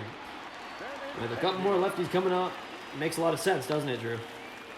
Well, it makes perfect sense, and two very fearsome lefties at that. I mean, Benintendi and Devers, two of the new young faces of this organization, and two guys that, if the Jays were to lift Pannone, there's no more lefties out in that pen, so two guys that they wouldn't really have necessarily a specialized answer to if they need it later on in the game. So we appreciate you joining us today as we enter the late stages of this one on the Virtual Jays Network. It's a 2-0 to Benintendi, and he'll drive one into right field. That ball is high and powered into right, and it just sails foul. So a close call there. It was Benintendi. Now he goes to the other side. Fouls it over there too. We're seeing a lot of pop in this at-bat already. And that was a beautifully hit ball. And it just got fouled there. Now full count all of a sudden as that changeup misses inside. Payoff to Benintendi is high. So Benintendi will get his third walk straight and third walk of the game. Well, I think it's safe to say he's seeing the ball well tonight. Came a few feet away from a home run there that would have tied the game as he launched that ball just foul down that right field line. Hooked it just past Pesky's pole before it was able to go over it in fair territory. There's the pole right there, just as I mentioned it. But yeah, 3 walks on the day now, and it'll be on to Devers to try and bring him in. First pitch to Devers is high, ball 1. Devers 1 for 3 on the day. Reached on an error by the shortstop Bichette in the first. Had an RBI double in the second and struck out in the fourth. Devers 2 for 4 yesterday as well. He's got a really good swing. I think one thing too, just so much power when he extends those hands and comes around. You've got to be really careful whether you're a lefty or a righty. You don't leave those pitches high and in. And that can be said for a lot of these Red Sox hitters that just have pure strength, and that's where the power comes from. Quick swings, and Devers is one of them. 1-2, good take by Devers there. That changeup is below the knees, so 2-2 count. With the runner on first, nobody out. Now it's ground over to second, Biggio. It's a second for 1, the first for 2. So this time, they finish off the double play. And good work there by Biggio, ranging to his right. Makes a good flip to Bichette, returns it effectively. And hey, score that one a 1-4-6-3. That one tips off of the pitcher's foot and goes over the Biggio. So not only a nice scoop there to get it to second, nice to adapt to that one's deflection on the way to him. So Pannone gets the outs he needs, albeit on a walk and a double play, but an out is an out is an out. So with 2 out in the bottom of the 7th, we will see the Canadian, Jordan Romano. 2 righties back-to-back, it makes sense. J.D. Martinez, a guy that's annihilated left-handed pitching his whole career. Jordan Romano, no easy task now coming in, going right into the belly of the beast with J.D. Martinez, the first assignment to face him. If Martinez is able to reach, it'll be Bogarts after him. as that one is flown right into center. Gritcha gets under it and makes the play. So Martinez is retired. Romano only needs to take on one batter, and he gets him out. So we'll head to the 8th. 4-5-6 hitters up for the Jays, looking to add to this lead.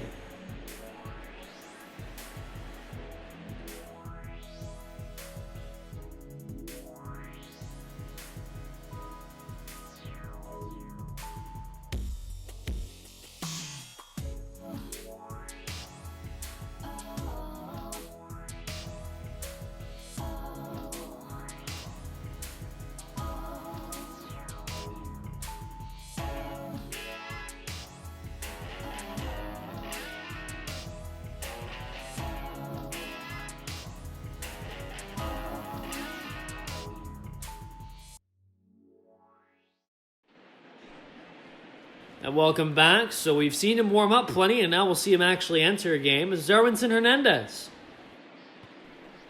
And he's a guy that can give multiple innings out of this pen, but we saw him only once in that 4-game series. He came in when the Red Sox were trailing, and he pitched the 8th and 9th inning, giving a couple innings in there. He's got a sub-2 ERA, so even though he's been given mostly low-leverage opportunities, he's made the best of them. And we'll see him again here tonight, again, where the Red Sox are trailing, and maybe he's not putting the most important or given the most responsibilities here tonight, but just a 1-run lead. You need someone that's going to keep it close, and that's his assignment here tonight.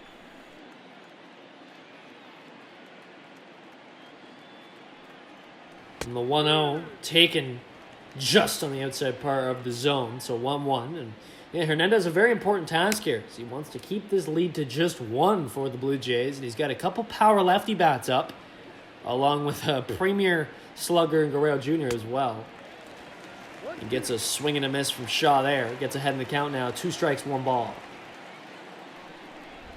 And the Jays in the Red Sox next inning, they've got the big man Bogarts due up, so 1 run and deficit they want to keep there. As Shaw strikes out, as we take a look at the starter comparison, and neither starter very effective today. Oh, he told you, 3s all over the board. You can see them all right there. 3 runs on 3 hits allowed by both pitchers. 2 more walks allowed by Walden. His last 2 walks both came around to score, and that's eventually what gave him troubles. But for Chase Anderson, the guy who was a bit more experienced and always a traditional starter, you hope for more innings than 3 innings of work. And for Jordan Walden, I feel like he pitched better on the mound than those 3 earned runs would suggest. Just the 1 was allowed by him himself. The 2nd and 3rd runs, both runners that he was responsible for, that were allowed by Martin Perez, who relieved him. But at the end of the day, they're both lines looking pretty similar. So a 1-1 now to Guerrero Jr. Noticing Hernandez really being able to pick that, I guess on a righty, the inner part of the zone, with whether it's a fastball, I'm not sure if it's a cutter, but he can really command that pitch. There's that one. A changeup draws a big swing from Guerrero Jr. Pulls the string. And 1 ball, 2 strikes to the righty. Fouls that one off, and that will reach the seats. Shaw struck out in the 1st inning on a fastball low and inside, and Darwinson Hernandez uses that against him here, and we'll see if he goes after Guerrero with a low inside fastball, which he struck out in his first at-bat. As that one is driven into left center field, it's off the monster. It'll be a 1-out double for Vlad Guerrero Jr., his 2nd hit on the day. And now we're at back-to-back games for Vladimir Guerrero Jr., where he's got extra base hits. He had a big home run yesterday, and here you can see he puts a nice stroke on this one and finds the gap for extra bases. Insurance run would be massive here for the Blue Jays, because it's 4-5-6 due up for these Red Sox, and with Bogarts, Moreland, and Chavis, I mean, 1 run really isn't too much to be feeling comfortable about. So it'll be Rowdy Tellez 0 for 3. He's got a chance, albeit against a solid lefty in Hernandez, but a chance to drive in a run with just 1 away. Swings on that one, grounds it over the 3rd base side. Devers fields and quickly throws. So Guerrero Jr. is unable to advance on that one. Now 2 away for Brandon Drury. and 4 groundouts today for Rowdy Tellez. 0 for 4 on the day. A difficult day for him at the plate. A guy that may or may not get too many at-bats. I mean, the Jays will probably try to work him into the lineup where possible, but not a great look for him today after what was a pretty decent showing in the first game of the series and showing in Tampa Bay as he had a big double against Glasnow. And a good opportunity for him as well, just unable to capitalize. And speaking of the runner at second, Guerrero Jr., he's really starting to chug. 2 for 4 in this game, had a home run last game. And, maybe the potential to really start heating things up after what had been a little bit of a slow start. He does play the Red Sox well. He hit a home run against them in that series to open 2020. As Drury's now in a 2-2 after that swing and miss. But regardless, I think Blue Jays fans, Guerrero Jr. is probably the least of their concerns at the moment, especially with what he's done today. An RBI and a couple hits.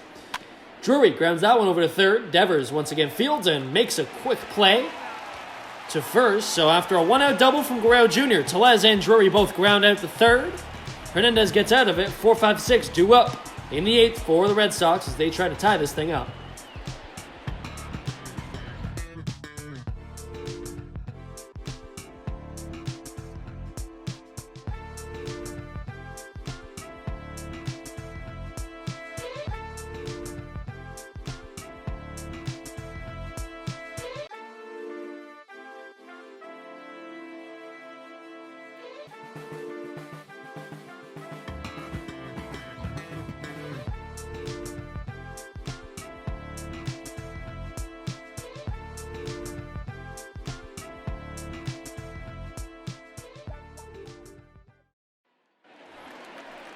Welcome back. We'll see the shortstop, Xander Bogaerts. And Jordan Romano is actually going to stay in this game. He turned 27 yesterday. And as a little birthday present, Charlie Montoya is going to give him an opportunity to perform a setup role here as opposed to his usual setup man, Anthony Bass. Well, Bass is up and warming, so just in case things get out of control, they will have him ready to go in if necessary. But yeah, it's nice for Romano to get an opportunity. We'll see. No easy assignment here. He's done a good job this year in some low leverage situations. As I mentioned, we see the two righties, Bass and Giles, getting warm.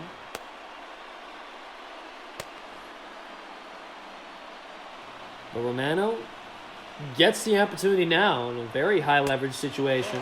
In a hostile territory as well against the 4-5-6 hitters. No easy task. And the 1-2 to Bogaerts is swung on and driven over. That's going to be off the wall at least. And it sure is. Drury fields, but not before Bogaerts gets to second. So a leadoff double here for the shortstop, Bogaerts. And that didn't take long at all. A runner in scoring position. None out. The leadoff double from Bogaerts puts the Red Sox in an excellent position here. The Jays were unable to drive in Guerrero Jr. from second, which means no insurance run for them.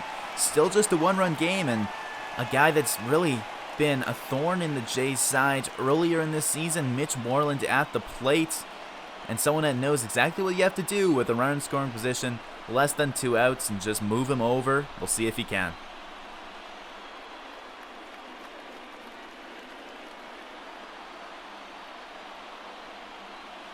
Moreland 0 for 3. Starts off with a fastball right up the middle.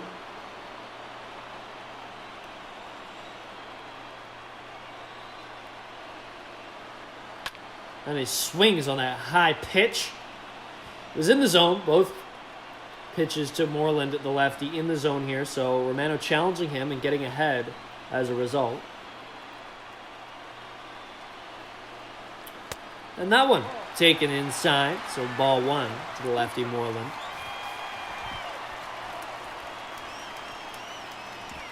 And a good opportunity here with nobody out and a runner at second for the Red Sox to tie this thing up. That two-seamer taken just off the plate. A gutsy take by Moreland there. Right on the corner. That call could have gone either way, but Moreland lays off and gets rewarded with the call there. And a fastball misses inside, so after starting out 0-2 to Moreland, the lefty, Romano's running into some trouble now.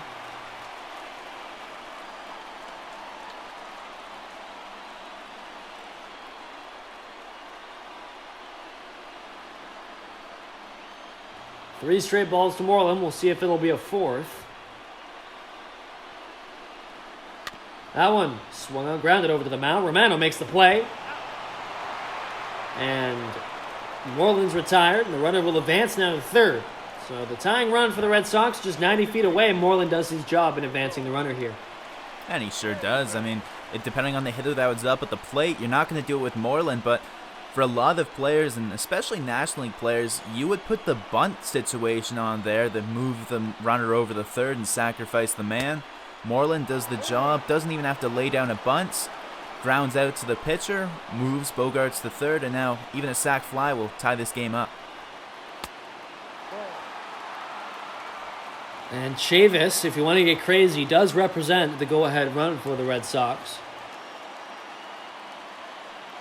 As he's swung and missed on a couple pitches now. That slider really gets him missing there. So a 1-2 here with one away to the second baseman, Chavis. Slider taken well outside. 2-2.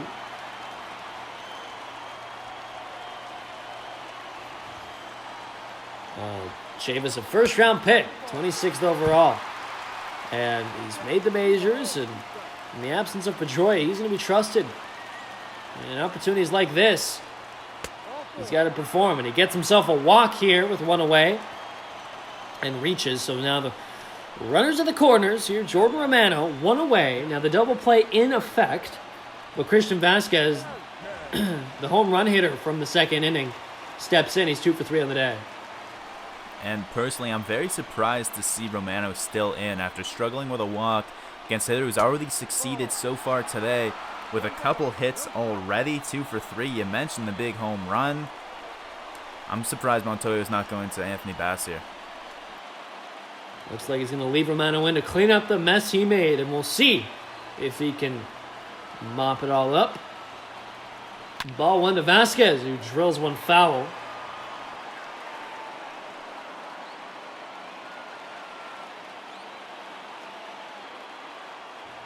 And 23 home runs last year for the now starting catcher for the Red Sox as he flies that one out to center. Grichuk there to make the play. He'll throw it in. Bogaerts is tagging. And he will easily be in a score, and we've got ourselves a tie ball game here at Fenway. Well, that's the danger of a leadoff double. You don't need a base hit to drive in that runner. A ground out that moves them over, and a sac fly that brings them in. Great hitting by the Red Sox. The one thing you can't do is strike out, because if you strike out, you throw away an out without advancing the runner. They avoid that twice.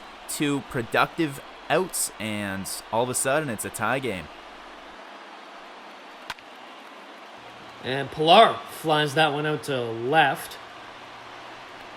The play is made by Drury, but not before the Red Sox get the tying run across the plate. So it's a 4-4 game as we head to the 9th. McGuire, Bichette, Biggio up next for the Blue Jays.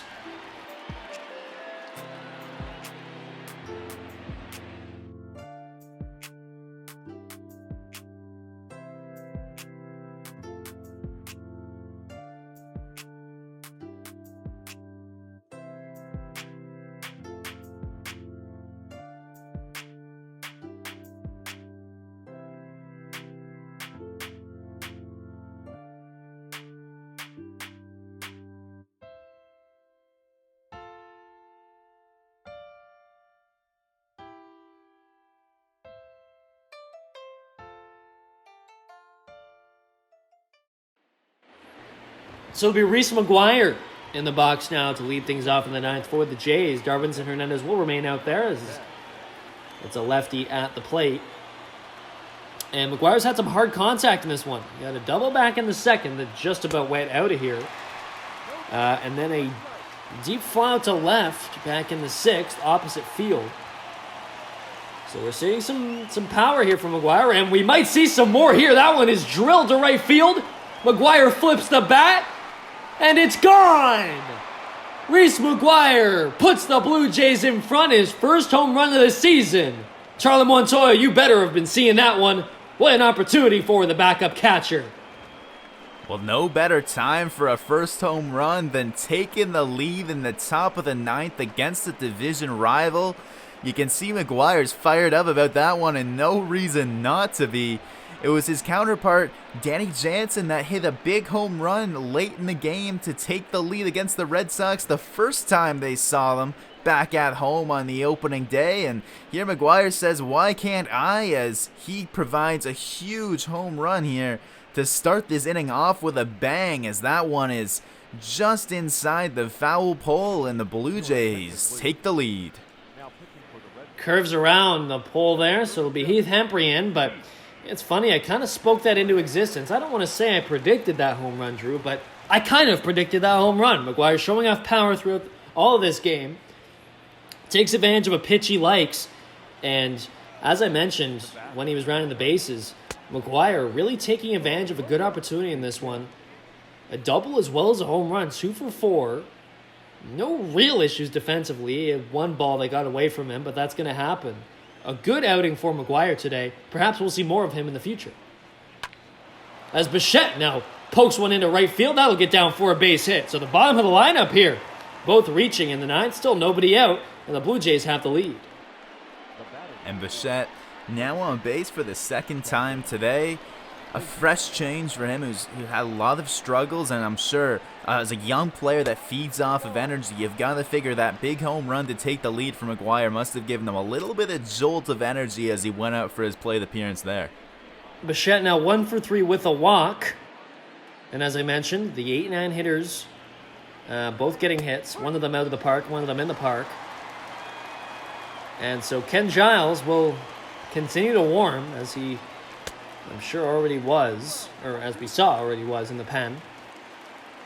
And so the Blue Jays cough up the lead in the 8th off of a Christian Vasquez RBI sacrifice fly to center. And Bogarts came in to score, but in this inning, the leadoff hitter didn't take very long. Reese McGuire puts the Blue Jays back out in front, and they're 3 outs away from getting their 14th win of the season. Biggio strikes out, so 1 away now.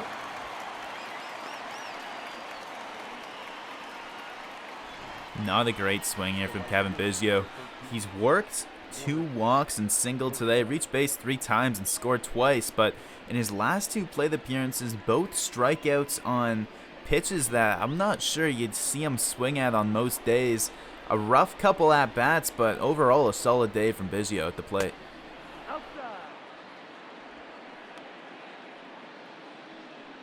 So Gurriel Jr., who's also had a solid day at the plate, really a solid series so far. 2 for 3 with a walk in this one, as well as an RBI. And yesterday, he also had a very good day. All the way down the 7-hole, went 2 for 3 with a walk as well. So he's good at Fenway, that's for sure. He's hitting, let's see here, 362 heading into today's action. 9 extra base hits and 2 home runs his career at Fenway. And he flies out to the second baseman, Chavis there, now 2 away. Well, and you can't forget, anytime you're talking about Lourdes Gurriel Jr. at Fenway Park, you can't forget a very dramatic steal of home. Part of his heroics that we saw in previous years here. None of that today necessarily, but he was doing it with the bat instead of the legs, and that's something the Jays are happy to see. Showing off that potential in all facets of the game, Gurriel Jr. is. One of the least talked about good prospects in baseball, in my opinion, even though he's up in the bigs now. Grichuk quickly in an 0-2 count, 2 away here to Heath Hembree, who had to come in to relieve Hernandez of his duties after he allowed a home run to McGuire. And that one swung on and missed. And the play to first will finish off the K there.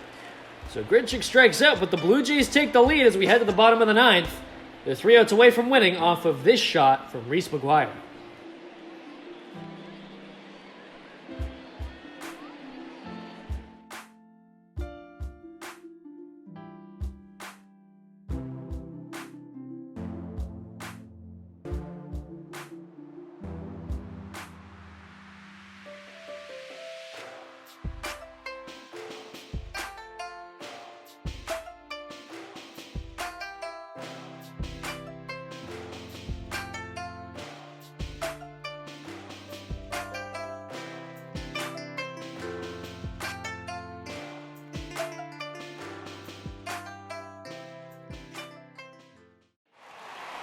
It'll be 100 miles Giles coming in for his 11th save opportunity of the season. He is perfect, 10 for 10.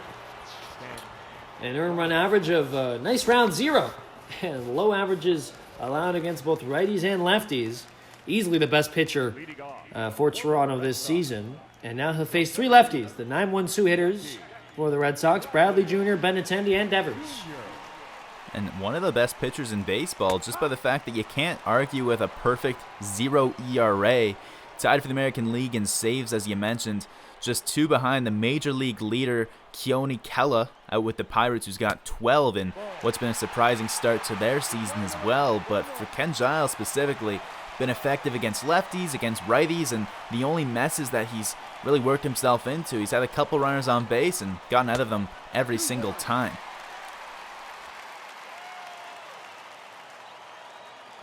And he'll remind Red Sox fans of a closer they had a couple years ago, Craig Kimbrell. High heat, lots of, how do you say this, poise, I guess, in the closing role. Not really fazed by much, very intense, very routine, and a very electric fastball, as I mentioned. It's that one. That low slider gets Bradley Jr. to swing. The K is completed by the throw to first, so the leadoff hitter is retired. And there you can see the leaderboard we were talking about. Giles tied atop the leaderboards in the American League. Carl Edwards Jr. there, tied with him at 10. Giles has the advantage over him if you're looking for a tiebreaker. How about Giles' 0 ERA to Carl Edwards Jr., who's allowed 2 runs on the season? I mean, not that you necessarily need a tiebreaker per se, but the Mariners are another team that's surprised so far early on, and that's kind of a trend that you see among teams that have high save counts because they're not blowing teams out of the water. And despite the fact that the Jays have won 10 games that Ken Giles has worked their way in, those are all 10 games that were within a run or 2 of flipping the other way. 23 saves and a 187 ERA for the right-hander last year. And he looks to build on that this year. He's a free agent at the end of the season, and oh boy, could he cash in with a team who could use a presence of an elite fastball in their bullpen. As Benintendi's in an 0-2 count now. Takes high, ball number 1. With nobody on and 1 out. I mean, listen, if you're the Red Sox, you're still in a good position here. You've got a couple lefties, 1 at the plate, 1 coming up. And then you got JD Martinez and Xander Bogaerts below if they are to reach. You're just 1 run down, but Ken Giles is a tough pitcher to get to, for sure. As that fastball misses outside, ball 2. Benintendi already with 3 walks on the day. He scored on his first one and almost did a home run in his last at-bat, went just foul. And that slider misses low. Benintendi just 1 pitch away from grabbing himself a 4th walk.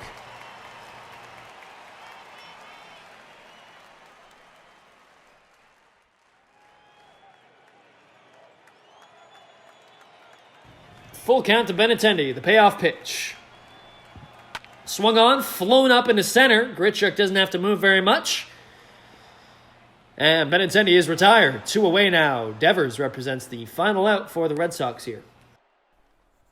And Devers reached in the first on what started out as maybe not an ideal way for the Jays defenders to get their night going, as Bichette had a throwing error that allowed Devers to reach. Then after that he singled, but since then he struck out chasing a high fastball that he really was quite late on and then grounded out into a double play in his last at-bat. So looking to hone some of his early inning contact skills as opposed to his rather unfortunate at-bats in his last 2 times up.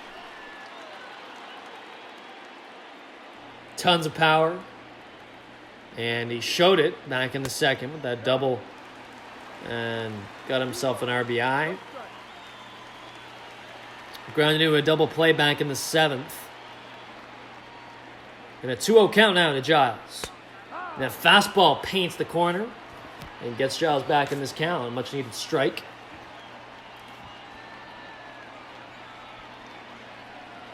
The 2-1 misses high. So now 3 balls and just 1 strike to Rafael Devers with JD Martinez, the righty, on deck.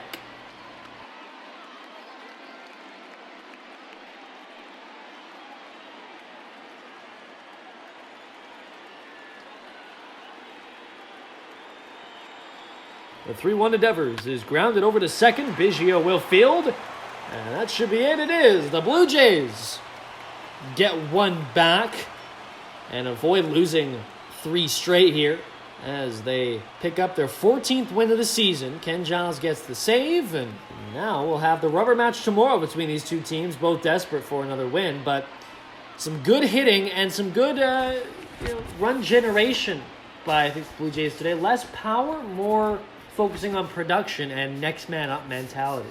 Well, it really comes down to a pair of innings. For the Red Sox, it was that second inning where it started out with the Vasquez 2-run shot, and they eventually manufactured a 3rd run that inning. And for the Jays, it was the 5th, where their 3 runs came, as you mentioned, more of a small ball approach.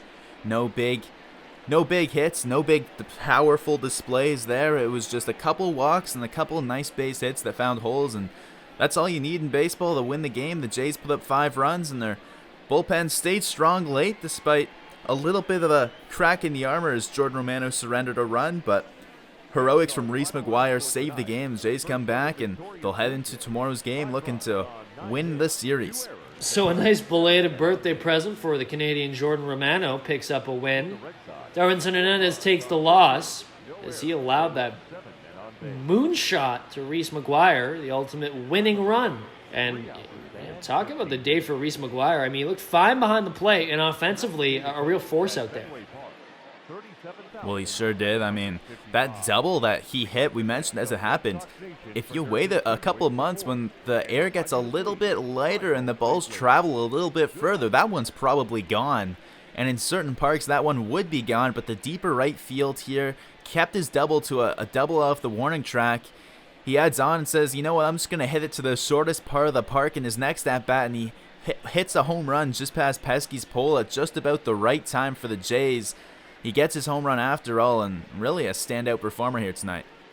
So after dropping the opener of this series last night, 3-2, the Blue Jays come back and win another 1-run ball game. This time in their favor, 5-4. Ken Giles picks up the save. Lourdes Gurriel Jr., another good day at the plate, 2 for 4. And Vlad Guerrero Jr. himself starting to heat up. He went 2 for 4 as well. And now tomorrow the rubber match should be a fascinating one. And I think one thing with that is it's going to be important for this bullpen now, this Blue Jays bullpen, as they've used a lot of arms. It's going to be important to get a good start out of Trent Thornton tomorrow. And the Jays are in their 3rd straight series where it comes down to a rubber match. They lost the first one against the Twins, losing that series. They lost one against the Rays on Sunday. They lost that series. And now they're trying to take one against Boston. And while Boston's in a similar situation, they've lost their last 3 straight series, and they're trying to bounce back. So a couple teams in a similar spot. And what makes this even more interesting to me is you look at the schedule. Next week, the Jays are facing Boston Monday, Tuesday, Wednesday. They each play different opponents over the weekend before meeting up early next week. And so that means in the Monday game, we'll be seeing the same pitching matchup as we saw here tonight between Walden and Anderson. And then on that Tuesday game, we'll be seeing Thornton and Rodriguez, who are set to pitch tomorrow. So a couple interesting implications there with the pitchers, but it'll be about getting off on the right foot for both Rodriguez and Thornton. Rodriguez, who the Jays saw on the home opener and ended up beating, and Thornton, who is the only man Boston hasn't seen in the Jays rotation yet, so potentially a little bit advantage to Toronto there. And that game will go tomorrow at 7:10 p.m. here on the Virtual Jays Network, as always. So we thank you for joining us this evening to see the Blue Jays come back and win this one 5-4. So for Jackson Farough and Drew Frank, thank you very much for joining us, and have a great evening, everyone.